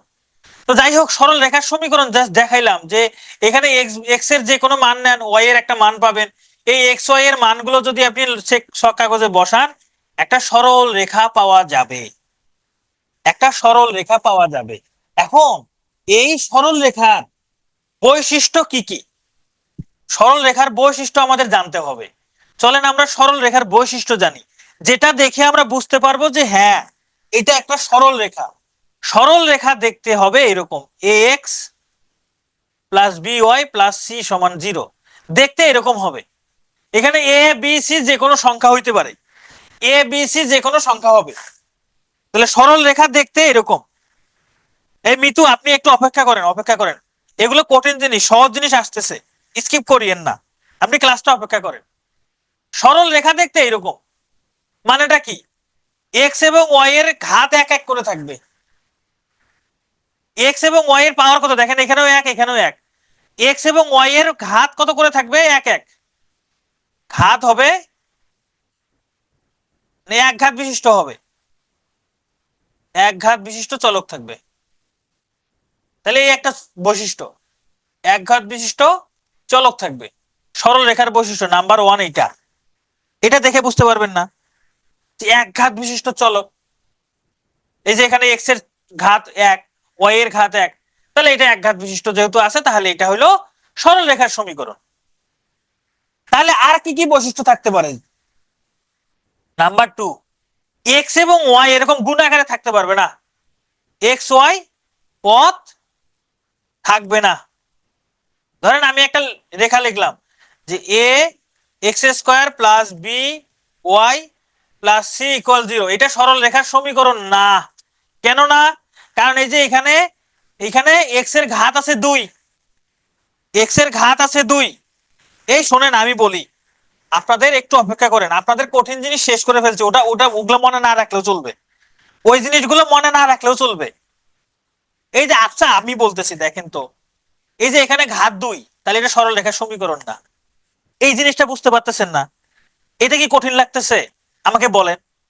ধরেন কোনো একটা সমীকরণ এখানে ওয়াই এর উপরে ঘাত 3 আছে, তাহলে এটা সরল রেখার সমীকরণ হবে না, ঘাত 1 এর বেশি হবে না, ঘাত 1 এর বেশি হবে না। 1 এর বেশি হলে ওটা সরল রেখা হবে না, 1 এর বেশি হলে সরল রেখা হবে না, তাহলে এটা সরল রেখার সমীকরণ না। আবার বলছি এক্স ওয়াই পথ থাকবে না, মানে কি? ধরেন আমি একটা সমীকরণ লিখলাম এরকম, x y plus B Y plus C equal 0, এটা সরল রেখার সমীকরণ না। কেন না? কারণ এই যে এক্স এবং ওয়াই একসঙ্গে আছে, এক্স এবং ওয়াই গুণ আকারে আছে, এটা থাকতে পারবে না, এটা থাকলে সরল রেখার সমীকরণ হবে না। ভাই এখানে কঠিন কি লাগলো আমাকে বলেন তো?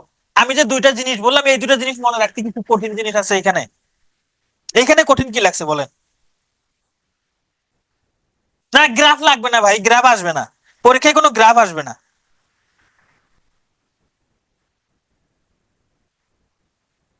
তাহলে সরল রেখা কখন হবে কখন হবে না বুঝতে পারেন নাই।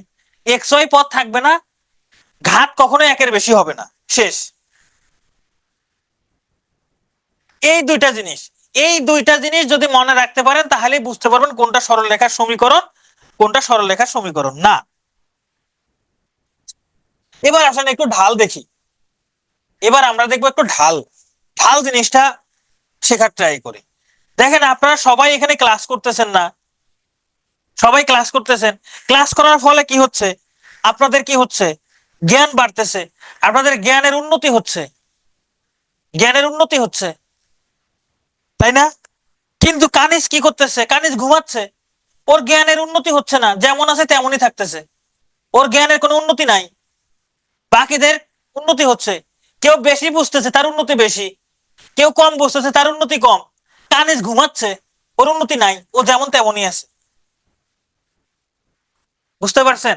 ঢাল মানেই হলো এই উন্নতি, কার কেমন উন্নতি হচ্ছে, কার কেমন উন্নতি হচ্ছে। বুঝতে পারছেন? হ্যাঁ, ঢালের ইংরেজি স্লভ, ঢালের ইংরেজি স্লভ। আচ্ছা, আসলে ঢাল জিনিসটা কি আমরা একটু বোঝার চেষ্টা করি, ভালোভাবে বোঝার চেষ্টা করি। ধরেন আমি যদি আপনাদেরকে সহজ একটা এক্সাম্পল দেই, যে ঢাল কিন্তু একটা সরল রেখা, ঢাল একটা সরল রেখা বুঝায়, ঢালও একটা সরল রেখা। ধরেন এটা হলো বাংলাদেশ আর এটা হলো শ্রীলঙ্কা। হুম, এটা হলো শ্রীলঙ্কা। তো বিপ্লবের পর শ্রীলঙ্কায়ও একটা বিপ্লব হয়েছে, শ্রীলঙ্কায় একটা বিপ্লব হয়েছে, বাংলাদেশেও একটা বিপ্লব হয়েছে। তাই না? বিপ্লবের পর শ্রীলঙ্কার, ধর বিপ্লবের আগে শ্রীলঙ্কার দুর্নীতি ছিল এই লেভেলের, শ্রীলঙ্কার বিপ্লবের পর শ্রীলঙ্কার দুর্নীতি ধীরে ধীরে ধীরে কি হয়েছে, কমছে। সময় যত বাড়ছে কারাপশন তত কি হয়েছে, কমছে। সময় যত বাড়ছে, এটা হলো কারাপশন, এ কমছে, নিচের দিকে আসছে, তাই না, নিচের দিকে আসছে। আর বাংলাদেশের, বাংলাদেশের বিপ্লবের পর সময় যত গেছে কারাপশন বাড়ছে, মব বাড়ছে, তাই না, চাঁদাবাজি বাড়ছে, চাঁদাবাজি বাড়ছে, তাই কি না? হ্যাঁ, পাথর নাই হয়ে গেছে। তাহলে এটা কি কারাপশনের উন্নতি হয়েছে? এটা হচ্ছে কারাপশনের উন্নতি। যত সময় গেছে, ধরুন যত এদিকে সময় যত বাড়াইছে কারাপশন তত উপরের দিকে যাচ্ছে। কিন্তু শ্রীলঙ্কায় দেখেন যত সময় গেছে কারাপশন নিচের দিকে আসছে, তাই না? এটাই, এই যে এই রেখাগুলো দ্বারাই উন্নতি অবনতি বোঝাচ্ছে। এখন গণিতের ভাষায় যদি বলি, গণিতের ভাষায় যদি বলি ঢাল কি, গণিতের ভাষায় ঢাল হইলো একটা সরল রেখা। এটা একটা সরল রেখা না, এটা একটা সরল রেখা না, এটা সরল রেখা। এই সরল রেখাটা কতটুকু ঢালু বা কতটুকু খাড়া, কতটুকু ঢালু বা কতটুকু খাড়া, তার যে পরিমাপ, তার যে পরিমাপ, এটাই হলো ঢাল। কতটুকু ঢালু কতটুকু খাড়া তার যে পরিমাপ, সেটাই হলো ঢাল, আর কিচ্ছু না।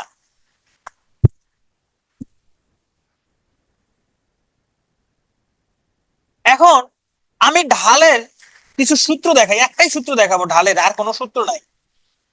ধরেন এই যে বাংলাদেশের, এটা হলো বাংলাদেশ,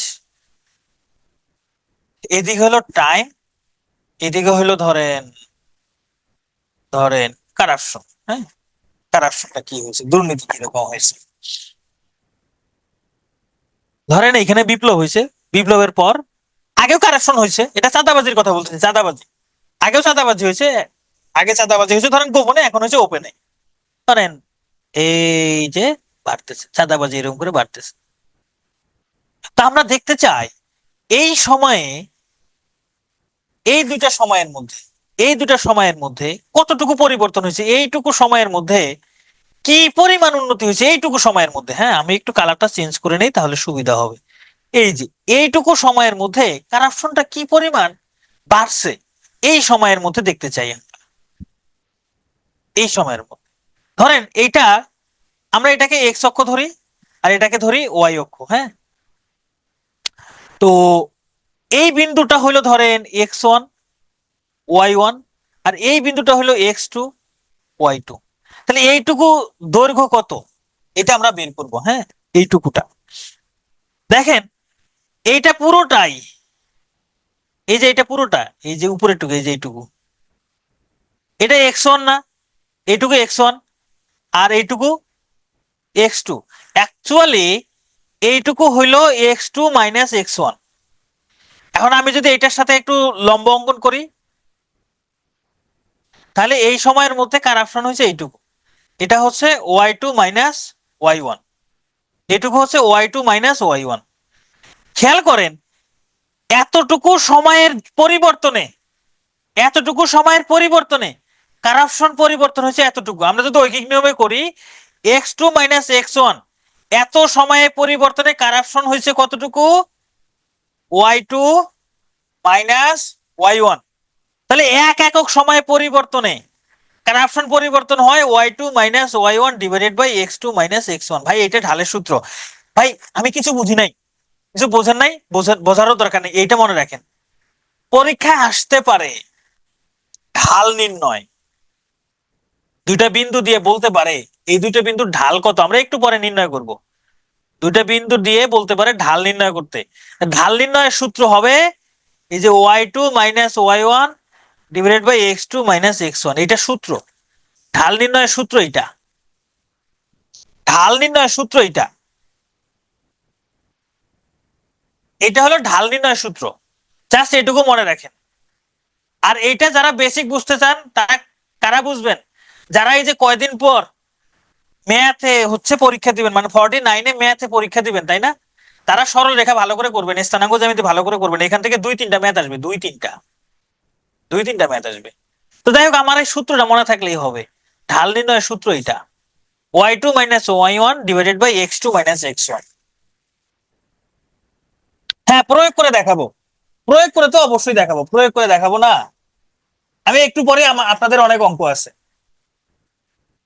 যেমন ধরেন আমি এই দুইটা বিন্দু দিলাম, যেমন ধরেন 2 1, ধরেন 2 1, আর একটা হইলো ধরেন 5 3।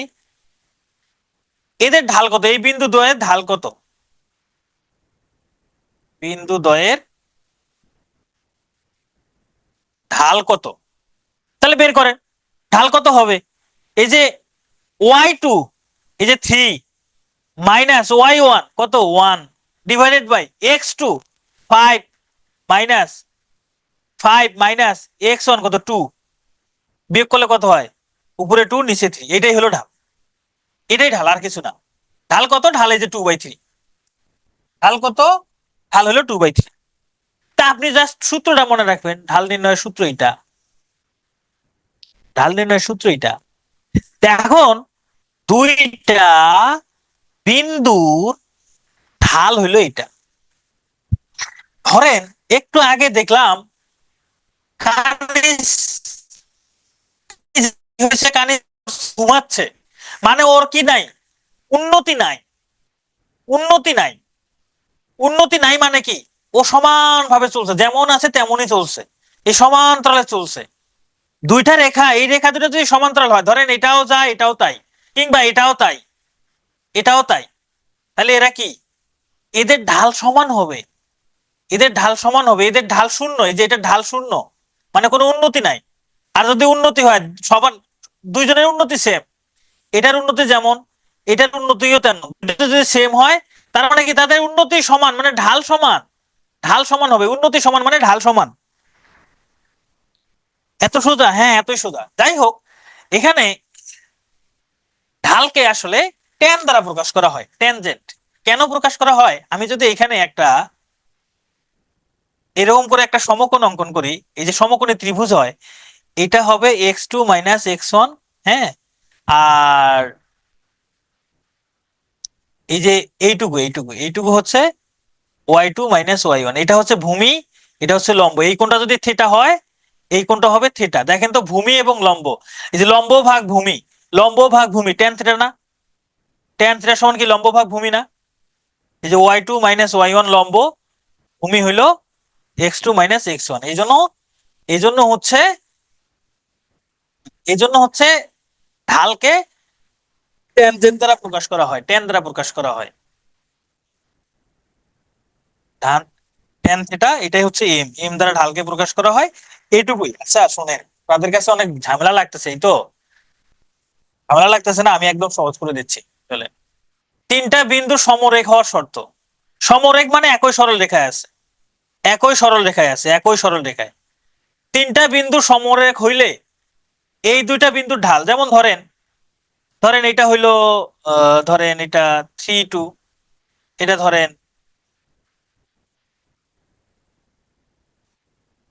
5 2, হ্যাঁ, আর এটা ধরেন 7 2। এই রেখা তিনটা সমরেখ মানে একই সরল রেখায় আছে। কারণ এটা হলো এ বিন্দু, এটা হলো বি বিন্দু, এটা সি বিন্দু।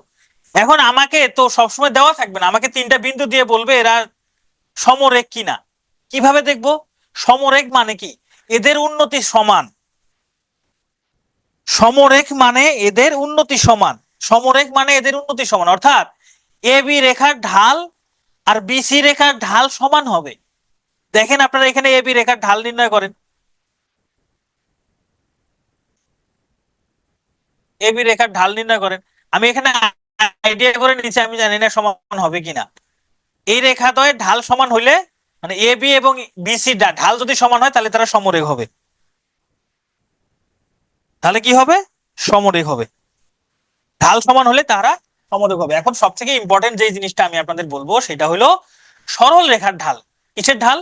একটা সরল রেখার ঢাল। যাই হোক, আমি সূত্রগুলো একখানে লিখে রাখছি, দেখেন এই যে এখানে সূত্রগুলো লেখা আছে। ধরেন একটা সরল রেখা আছে x plus b y plus C সমান 0। আমি বলছি ঢাল এক ধরনের সরল রেখা। আমি কি বলছি? ঢাল এক ধরনের সরল রেখা। ঢাল যদি সরল রেখা হয়, ভালো করে খেয়াল করেন, ঢাল যদি সরল রেখা হয় তার মানে একটা সরল রেখা দিয়ে আমাকে ঢাল নির্ণয় করতে বলতে পারে, তাহলে এই রেখার ঢাল কত হবে? এই রেখার ঢাল কত হবে? এগুলো বইয়ে নাই। এই রেখার ঢাল হবে মাইনাস মাইনাস কি হবে? এ বাই বি, মানে মাইনাস ওয়াই এর সহগ, সরি মাইনাস এক্স এর সহগ ডিভাইডেড বাই ওয়াই এর সহগ। আপনারা যদি সূত্রগুলো শুধু মনে রাখতে পারেন অঙ্ক পারবেন, একটু পর দেখবেন সব সহজ লাগতেছে। প্রথম প্রথম কঠিন লাগতেছে, জীবনের প্রথম একটা টপিক অনেকে শিখতেছেন, জিন্দেগিতে করেন নাই, একটু তো কঠিন লাগবেই। রেখার ঢাল সমান মাইনাস এক্স এর সহগ ডিভাইডেড বাই ওয়াই এর সহগ। এখন এই রেখার উপর যদি একটা লম্ব অঙ্কন করি, এই রেখার উপর যদি একটা লম্ব অঙ্কন করি, সেই লম্ব রেখার ঢাল কি হবে?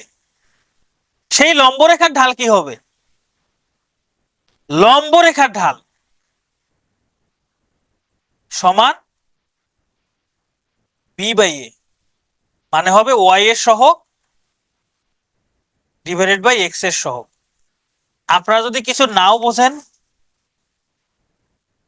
হ্যাঁ হ্যাঁ, এগুলো এইচএসসি থেকে, এখন সিলেবাসে নাই, পিএসসি সিলেবাসে নাই, তারপরেও দিয়ে দিচ্ছে। আমি এখানে সূত্রগুলো লিখে রাখছি, দেখেন যে কোনো সরল রেখার ঢাল মাইনাস এক্স এর সহগ উপরে দিবেন, ওয়াই এর সহগ নিচে দিবেন। ধরেন আপনাকে একটা সরল রেখা দিল যে 3x প্লাস 5y প্লাস 7 = 0। এই রেখার ঢাল কত? পরীক্ষায় আসতে পারে, এই রেখার ঢাল কত? ভাই উত্তর কি? যে সূত্রটা মনে রাখবেন, ঢাল হলো মাইনাস এক্স এর সহগ। এক্স এর সহগ কত? 3 আছে না, উপরে 3, নিচে ওয়াই এর সহগ। এখানে ওয়াই কত? ওয়াই এর সহগ কত? 5, তাহলে 5। এই যে সরল রেখার ঢাল হলো এটা। পরীক্ষায় আসবে এরকম একটা সরল রেখা দিয়ে বলবে এই সরল রেখার ঢাল কত। তে সূত্র যদি মনে থাকে যে মাইনাস উপরে এক্স এর সহগ নিচে ওয়াই এর সহগ, মাইনাস এক্স এর সহগ ওয়াই এর সহগ, তাহলে এটা হলো সরল রেখার ঢাল। এবার বলছে কোন সরল রেখার লম্ব রেখার ঢাল, মানে এই সরল রেখার উপর ধরেন একটা সরল রেখা, একটা সরল রেখা, এই সরল রেখার উপর যদি একটা লম্ব রেখা অঙ্কন করা হয় তাহলে এই রেখার ঢাল কত? বলছে ওয়াই এর সহগ ভাগ এক্স এর সহগ। তার মানে দেখেন ওয়াই এর সহগ কত? 5। তাহলে এই যে লম্ব রেখার ঢাল হবে উপরে 5, নিচে এক্স এর সহগ মানে 3। সরল রেখার ঢাল বললে সামনে মাইনাস দিয়ে উপরে এক্স এর সহগ নিচে ওয়াই এর সহগ। আর যদি লম্ব রেখার ঢাল বলে প্লাস মাইনাস কিচ্ছু নাই, উপরে ওয়াই এর সহগ নিচে এক্স এর সহগ।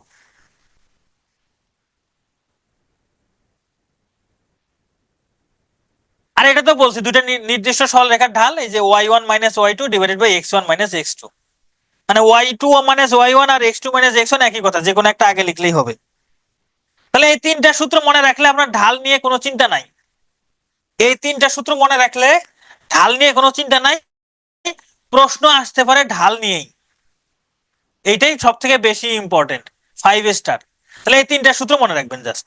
এতক্ষণ আগে যা বুঝাইছি ওগুলো যদি না বুঝে থাকেন কোনো সমস্যা নাই, আপনি যদি এইটুকু মনে রাখেন।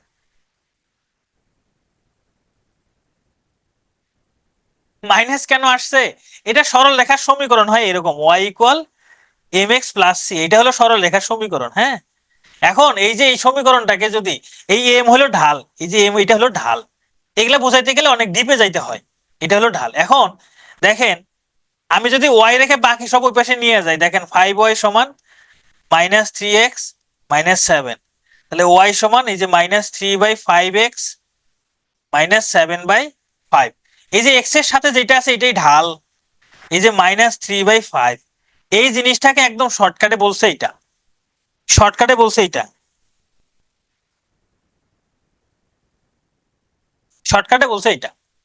আর এই যে ঢালকে এম দ্বারা প্রকাশ করা, এই যে এটা হলো সরল রেখার সমীকরণ, এই এই আকৃতিতে প্রকাশ করে তারপর বের করতে হবে। আমরা এত কিছু কি দরকার আছে, সরল রেখার সমীকরণ যেমন আছে তেমন থেকে বের করব। আচ্ছা, একজন বলছেন আগের সূত্রটা কি অ্যাপ্লাই করব, y2 মাইনাস 1x2, আগের সূত্র এই যে এটাই, দুইটা বিন্দু দেওয়া থাকলে এটা ব্যবহার করবেন, দুইটা বিন্দু, সরল রেখা দেওয়া থাকলে এইটা, ধরেন দুইটা বিন্দু দেওয়া আছে এরকম 3, 5, একটা ধরেন 11, 7, এই যে দুইটা বিন্দু দেওয়া থাকলে তখন এইটা, আর সরল রেখা দেওয়া থাকলে এই দুইটা, যদি সরল রেখার ঢাল বলে তাহলে এই সূত্র, আর ওই সরল রেখার উপর লম্ব রেখার ঢাল বলে এই সূত্র।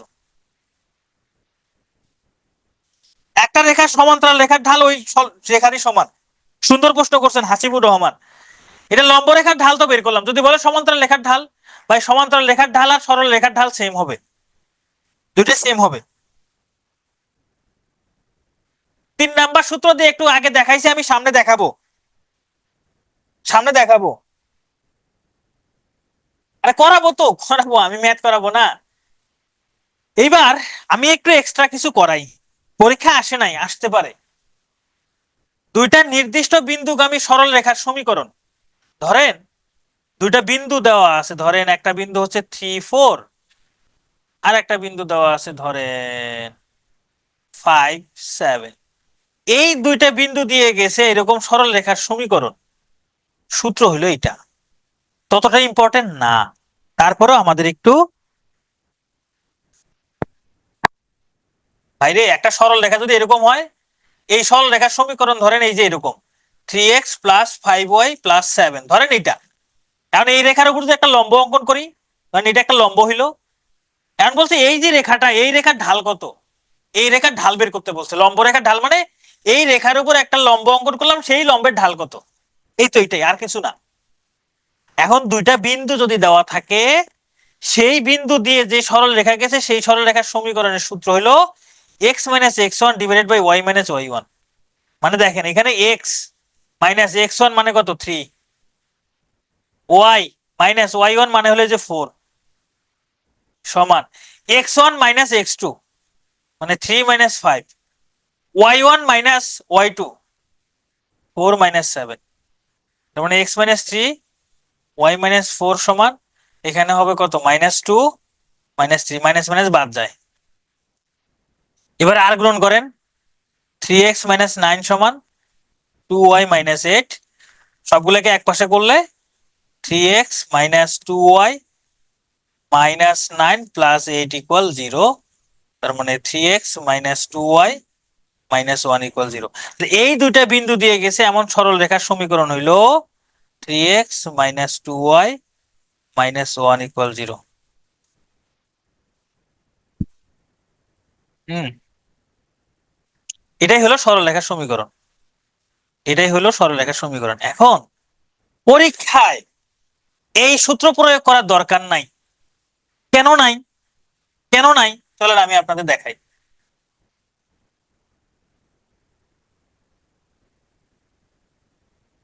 কেন নাই, ধরেন আমি আপনাকে একটা এমসিকিউ দিই,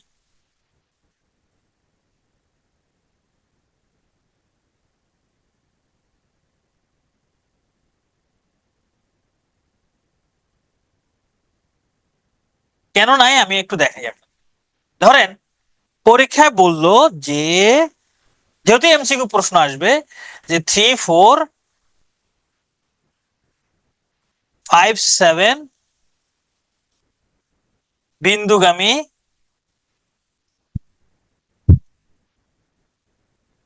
সরল রেখা কোনটি?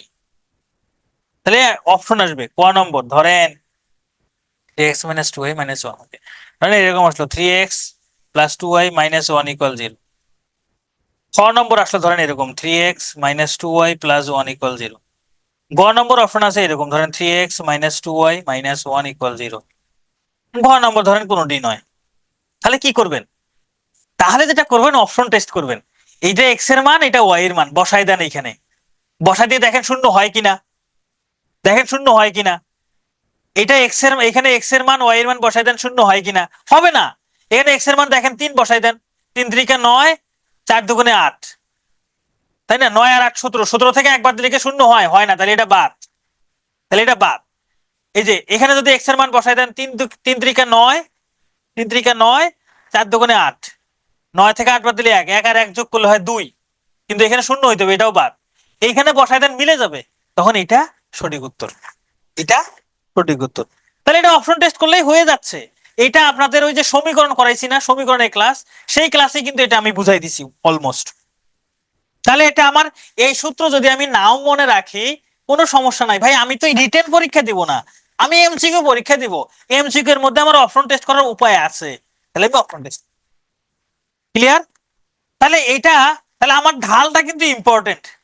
ঢালটা, ঢালের সূত্র 3টা মনে রাখবো, ঢালের সূত্র 3টা মনে রাখবো। আর এই যে দুইটা বিন্দুগামী সরল রেখার সমীকরণ যদি বের করতে বলে, অপশন টেস্ট করব, অপশন টেস্ট করব, আর কিচ্ছু না। ওকে,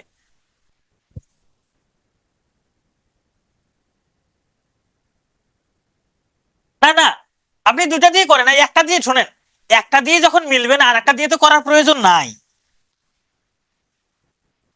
রাইসা, একটা দিয়ে যখন মিললো না তাহলে আর একটা দিয়ে করার দরকার নাই। এটা যখন দেখবেন এটা দিয়ে মিলে গেছে, পরেরটা দিয়ে পরে টেস্ট করবেন। যখন দেখবেন একটা দিয়ে মিলে গেছে, তখন ওইটা আবার পরেরটা দিয়ে টেস্ট করে দেখবেন, পরেরটা আবার টেস্ট করে দেখবেন। যখন দেখবেন দুইটাই মিলে গেছে, ওকে, ওইটাই অ্যান্সার। কিন্তু এখন একটা দিয়ে মিলে নাই, একটা দিয়ে মিলে নাই, তাহলে আমার আর একটা দিয়ে তো হিসাব করার দরকার নাই।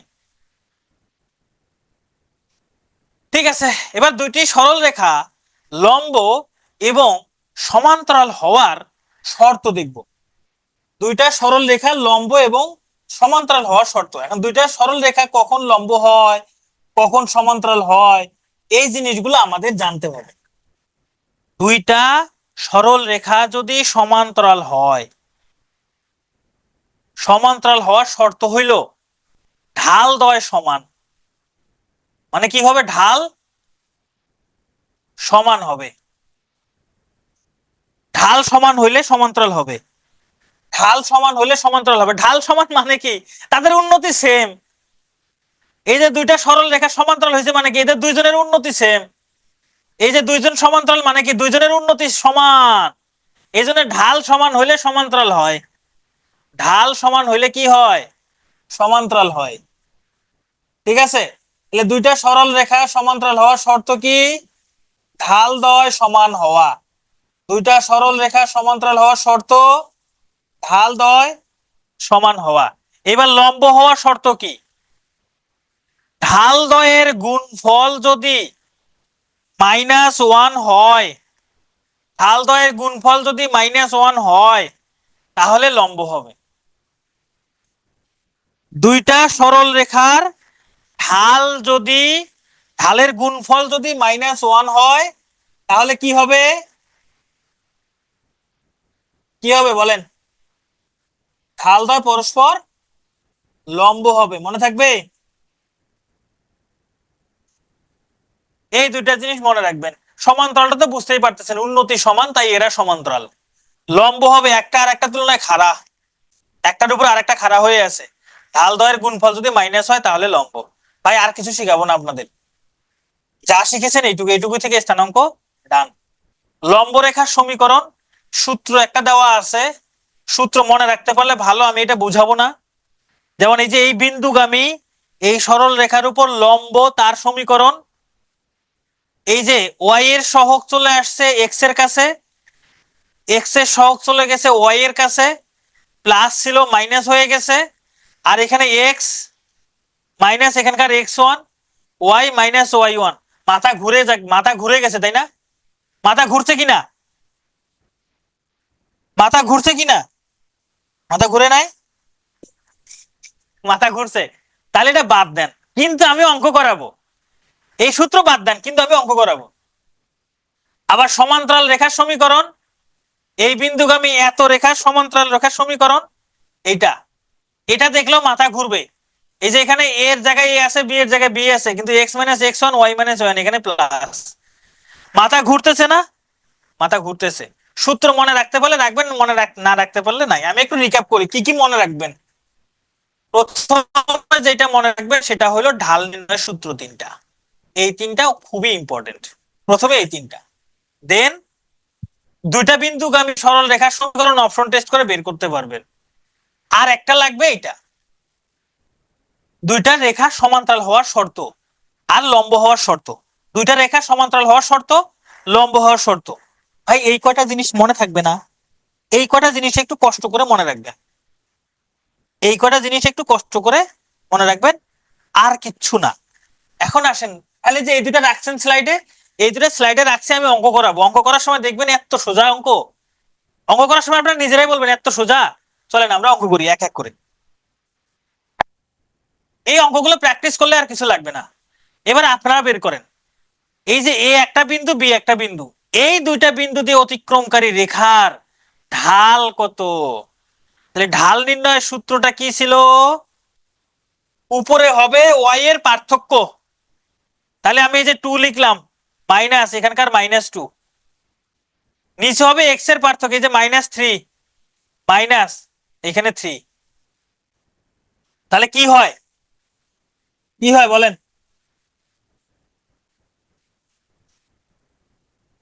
এই উপরে হবে 2, মাইনাসে মাইনাসে +2, এখানে -3 আর -3 মিলে -6, মানে 4/-6। কাটাকাটি করলে উপরে 2 নিচে 3, মানে দুইটাকে 2 দ্বারা ভাগ করলাম, সামনে মাইনাস।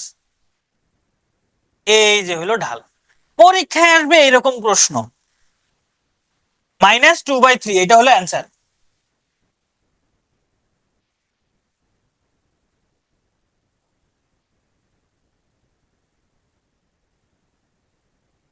বুঝতে পারছেন এবার? এই যে এইটা আসছিল 48 বিসিএস এ, এটা 48 বিসিএস এ এই প্রশ্নটা আসছিল। বলছে এ বি সি বিন্দু ত্রয় সমরেখ হইলে টি এর মান কত? ভাই সমরেখ মানে হচ্ছে, হ্যাঁ ঢাল মাইনাস মানে অবনতি। সমরেখ মানে হচ্ছে বিন্দু, এই যে এ বি রেখার ঢাল আর বিসি রেখার ঢাল সমান হবে। আপনারা এ বি রেখার ঢাল নির্ণয় করেন, কি হবে? এই 2, আচ্ছা -1, এই -1 আর এই যে -2, তারপরে যে 1 -2 কত হয়? উপরে হবে -3, নিচে হবে -1 সমান -3। এ বি রেখার ঢাল -3, বের করতে পারবেন না এ বি রেখার ঢাল। এই যে উপরে লিখছি, পরে এই যে ওয়াই এর মানগুলো, এই যে -1 লিখছি, মাইনাস দিয়ে এই যে 2 লিখছি, নিচে এক্স এর মান, এই যে এক্স এর মান এখানে প্রথমে 1 আছে, এই যে 1 মাইনাস দিয়ে 2 লিখছি, হিসাব করে হয়েছে -3। এবার বিসি রেখার ঢাল বের করি। বিসি রেখার ঢাল এই যে 2 আর আছে কত টি, তাহলে 2 - টি, আর এখানে আছে 2, এখানে আছে 4, তার মানে 2 - 4, তাহলে কি হবে? উপরে হবে 2 - টি আর নিচে হবে -2। এটা হলো বিসি রেখার ঢাল। ও এটা +3 হবে, +3, থ্যাংক ইউ, +3 হবে। হ্যাঁ হ্যাঁ +3 হবে, +3। তাহলে এটা হলো এবি রেখার ঢাল, এটা হলো বিসি রেখার ঢাল। সমরেখ মানে একই সরল রেখায় আছে, একই সরল রেখায় মানে এদের উন্নতি সেম, এদের উন্নতি সেম, মানে ঢাল সমান হবে। তাহলে আমি লিখতে পারি 2 - টি ডিভাইডেড বাই -2 সমান 3। আর গুণন করেন এবার, আর গুণন করেন, এই যে 2 - টি সমান -2 আর 3 গুণ করলে -6, তারপরে মাইনাস টি সমান -6 -2 -t সমান -8 টি সমান 8। যে টি সমান যদি 8 হয়, এই টি এর জায়গায় যদি 8 বসানো যায় তাহলে বিন্দু তিনটা সমরেখ হবে। এটা আসছে 48 বিসিএস এ। এটা 9, 10 এর উচ্চতর গণিত বইয়ের হুবহু একটা অঙ্ক তুলে দিছে। আচ্ছা, এই রেখার ঢাল কত বলেন তো দেখি, বলেন এই রেখার ঢাল কত? 3x - 4y - 12 রেখার ঢাল কত? বের করেন, দ্রুত বের করবেন। একটা সরল রেখা দেওয়া থাকলে তার ঢাল বের করা খুবই সহজ। ঢাল হবে মাইনাস ওয়াই এর সহগ ডিভাইডেড বাই এক্স এর সহগ মাইনাস ওয়াই এর সহগ হলো -4, মাইনাস থাকলে মাইনাস সহ নিতে হবে। এক্স এর সহগ হলো 3, সরি শুধু 3। এই মাইনাস আর এই মাইনাস মিলে মাইনাসে মাইনাসে প্লাস 4/3।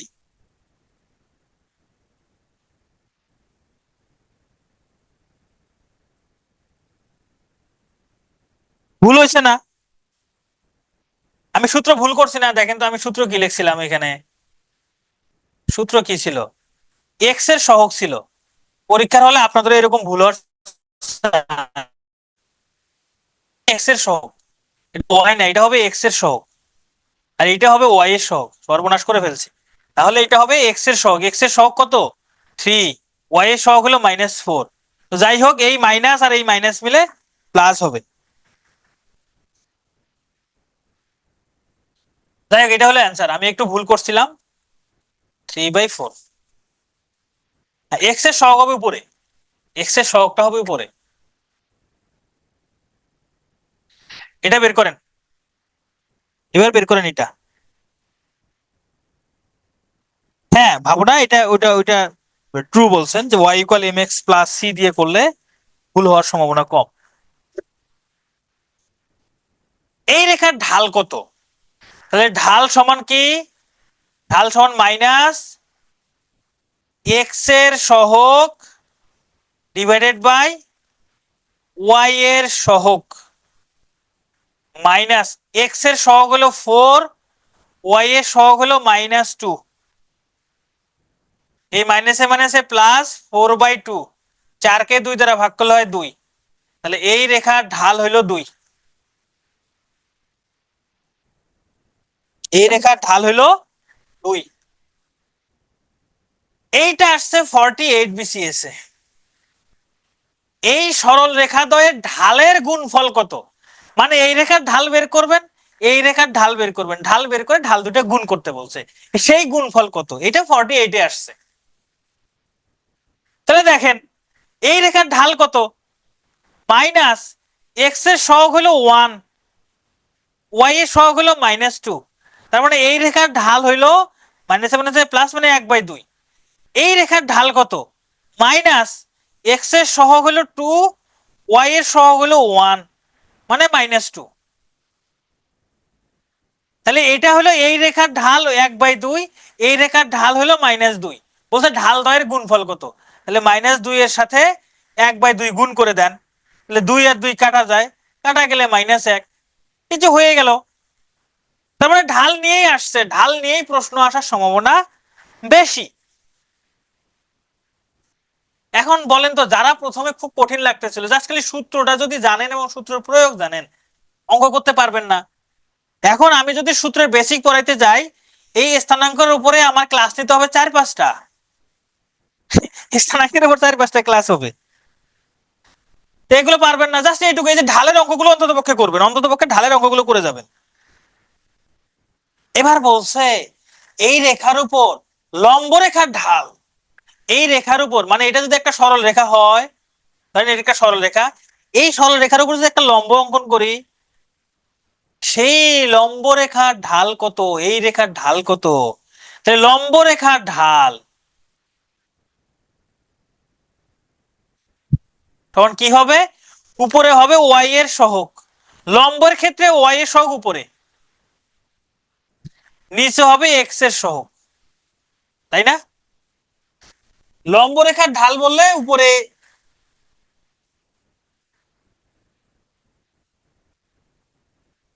উপরে ওয়াই এর সহগ, নিচে এক্স এর সহগ। তাহলে এবার ওয়াই এর সহগ কত, 3, এক্স এর সহগ কত, 2, শেষ। এটাই অ্যান্সার।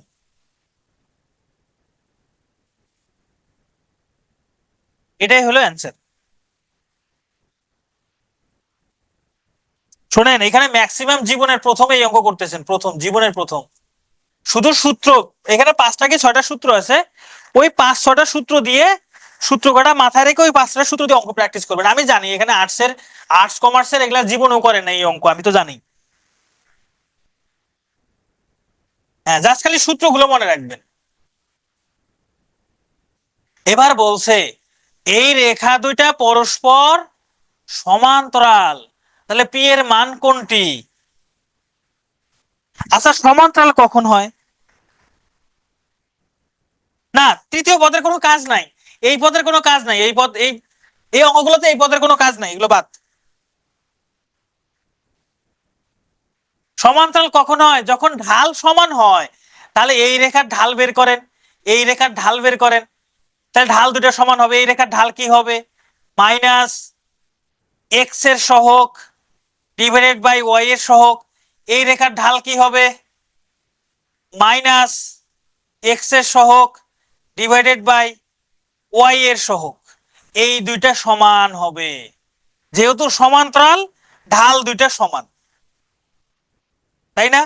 তাহলে এখানকার এই যে মাইনাসে মাইনাসে বাদ, মাইনাসে মাইনাসে প্লাস, এখানে মাইনাসে মাইনাসে প্লাস। এখন পি এর মান বের করেন, পি এর মান বের করেন। এই যে 4p সমান 24, পি সমান 24/4 সমান 6, তাহলে পি এর মান 6। মানে সবই কিসের খেলা? ঢালের খেলা, সবই ঢাল, সবই ঢাল, এটাও ঢাল, এটাও ঢাল। মানে এখানে সবই খালি উন্নতি বের করবেন, কার কত উন্নতি বা অবনতি হলো সেটা বের করবেন, আর কিছু লাগবে না। মাইনাস, এই যে সূত্রের মাইনাস আর লবের মাইনাস, এই মাইনাসে মাইনাসে প্লাস, এই মাইনাসে মাইনাসে প্লাস হয়, বুঝতে পারছেন? মাইনাসে মাইনাসে প্লাস হয়ে গেছে, এই জন্য বাদ দিছি, মাইনাসে মাইনাসে প্লাস হয়ে গেছে।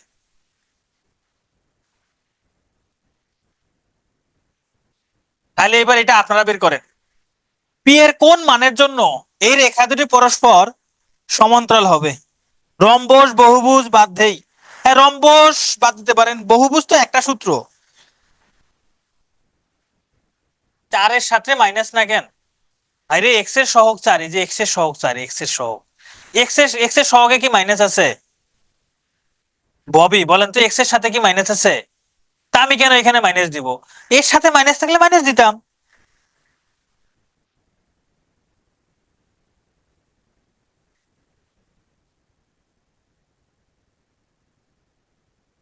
এটা বের করেন, পি এর কোন মানের জন্য এই রেখা দুটি পরস্পর সমান্তরাল হবে? তাহলে এই রেখার ঢাল কি? মাইনাস এক্স এর সহগ 3 ডিভাইডেড বাই ওয়াই এর সহগ হলো +5 মানে 5। আর এটার ঢাল কি? মাইনাস এক্স এর সহগ ডিভাইডেড বাই ওয়াই এর সহগ হলো -p। ঢাল দুটো সমান হবে। দেখেন এই মাইনাস, দেখেন আমি এখানে লিখলাম -3/5 সমান, এই মাইনাসে মাইনাসে প্লাস হয়ে যাবে, তার মানে 1/p। এখন যদি আর গুণন করি, আর গুণন করি, 3p সমান -5। এই যে 3 আর 5 গুণ করলাম 3p, 3 আর p গুণ করলাম 3p, 5 আর 1 গুণ করলাম 5। এখানে মাইনাস আছে তো, যে কোনো একটাতে মাইনাস দিয়ে দেন, হয় এটাতে দেন না হয় এটাতে দেন, যে কোনো একটাতে দিলেই হবে। তাহলে p সমান কি হবে? -5/3, p সমান -5/3। এই তো, এটা হলো অ্যান্সার।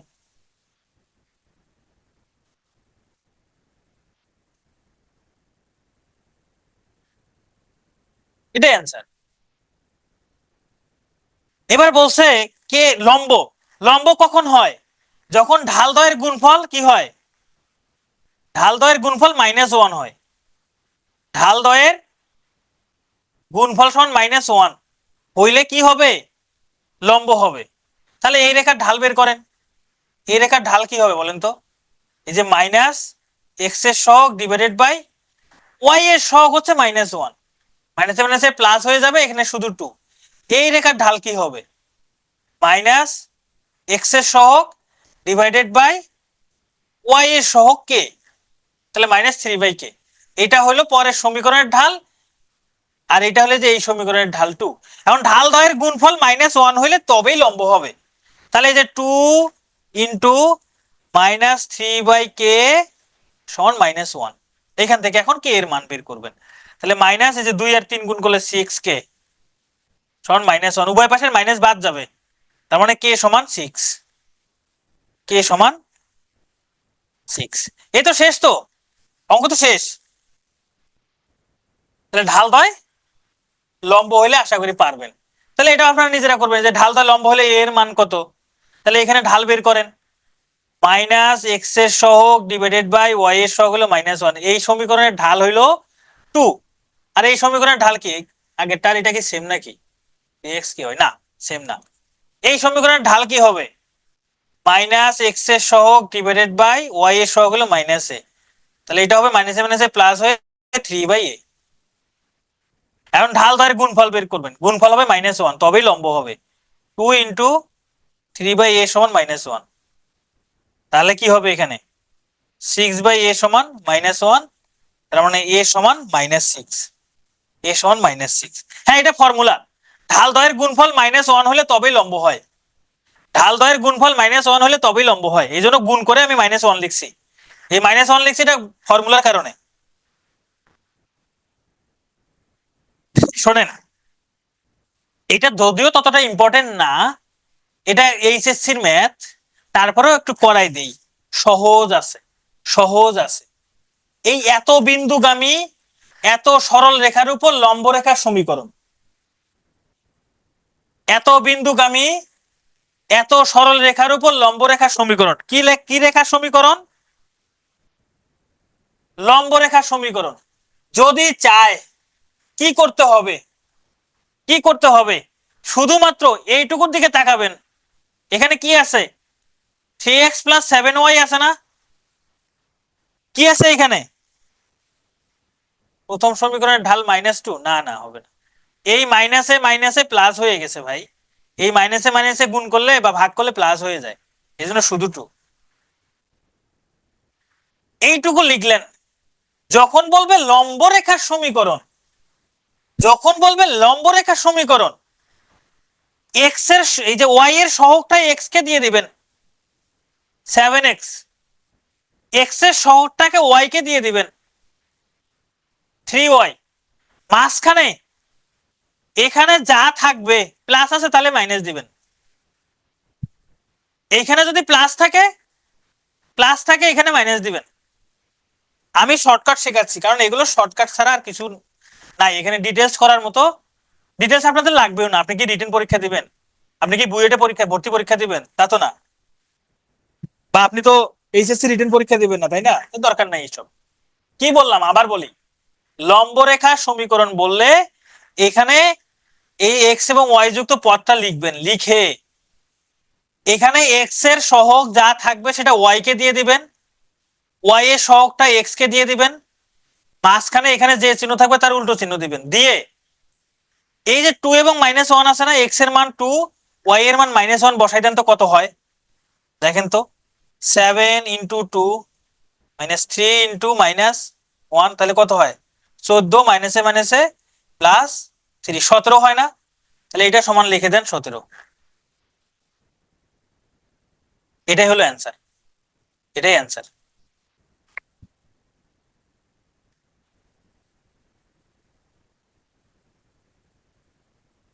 এটাই অ্যান্সার।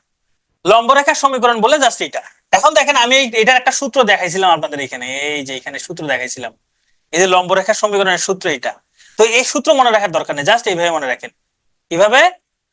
লম্ব রেখার সমীকরণ যখন চাবে, এক্স এর সহগ ওয়াই কে দিবেন, ওয়াই এর সহগ এক্স কে দিবেন, মাঝখানে চিহ্নটা চেঞ্জ করে দিবেন, দিয়ে এখানে যে বিন্দুটা দেওয়া থাকবে বিন্দুর মানটা বসাই দিয়ে মানটা যা থাকবে সমান চিহ্ন দিয়ে ওটাই বসাইবেন। এখন পরীক্ষা ফলে এরকমও থাকতে পারে 7x - 3y, এই 17টাকে এই পাশে নিয়ে আসতে পারে যে -17 = 0, এটাও থাকতে পারে, এটাও থাকতে পারে, থাকবে। চলেন আমরা আরেকটা অঙ্ক করি। যেমন বলছে এত বিন্দুগামী এত সরল রেখার উপর লম্ব রেখার সমীকরণ কোনটি? কি করবেন? এই যে এখানে 2x + y আছে না, y এর সহগ হলো 1, এটা x কে দিয়ে দেন, x এর সহগ হলো 2, তাহলে এটা y কে দিয়ে দেন, এখানে মাঝখানে প্লাস আছে মাইনাস দেন। এখন এইখানে এই বিন্দুটা বসাই দেন, এই বিন্দুটা এই সমীকরণে বসাই দেন। এই যে x - 2y, x এর মান হলো 4 - 2 ডট y এর মান হলো কত? -1, তাহলে 4 + 2 = 6, তাহলে এটা সমান হবে 6, এটা সমান কত? 6।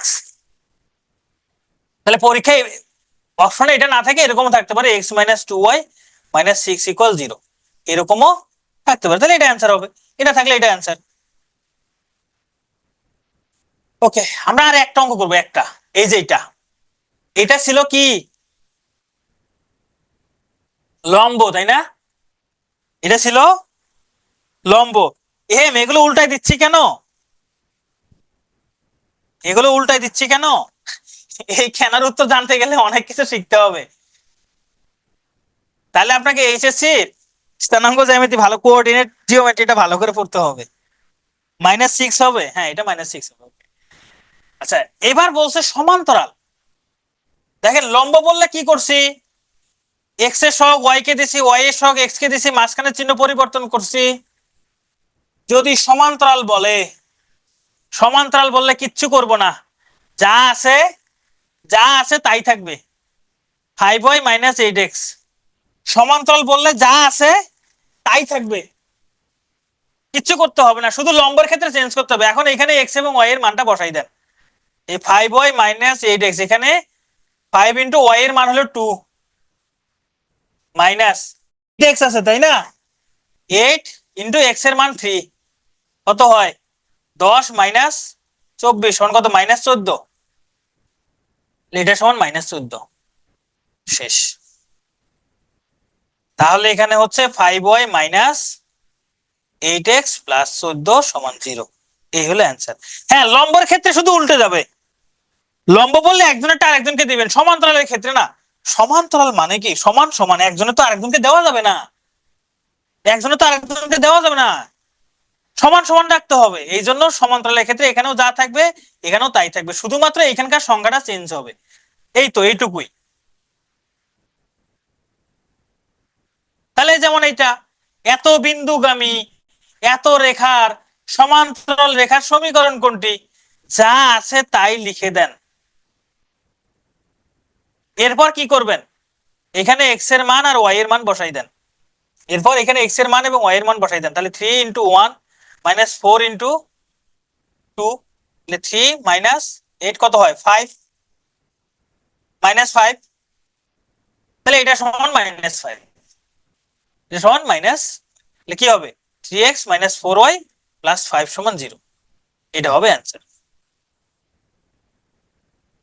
অ্যান্সার বলেন তো, এটা এখানে কোনটা সরল রেখার সমীকরণ বলেন? এটা এটা কিন্তু একটা বিশেষ পরীক্ষা আছে, সম্ভবত 45 এ আসছিল, এটা 45 বিশেষ এ আসছিল। এখানে সরল রেখার সমীকরণ কোনটা বলেন? প্রথমেরটা কি সরল রেখার সমীকরণ হইতে পারে? আপনি একটু আর গ্রহণ করে দেখেন তো। এই যে y² = 2x, এই যে দুই ঘাত আছে, আমি বলছিলাম ঘাত দুইটা থাকলে হবে না, ঘাত এক থাকতে হবে, তাহলে এটা হবে না, এটা বাদ। এই যে এখানে তো x এর ঘাত 2 আছে, এটাও হবে না, এটা বাদ। এইটা দেখি, এই যে x/y = 1/2, আর গুণ করলে 2x = y, এইটা সরল রেখার সমীকরণ। এই যে x এর ঘাত 1, ঘাত 1 হইলেই হইলো, xy যুক্ত পদ না থাকলেই হইলো, এইটা সরল রেখার সমীকরণ না। কেন না? দেখেন আর গ্রহণ করেন, আর গ্রহণ করলে xy = 1, এটা সরল রেখার সমীকরণ নয়। তাহলে সি নাম্বারটা রাইট, তাহলে সি নাম্বারটা রাইট। Thank you.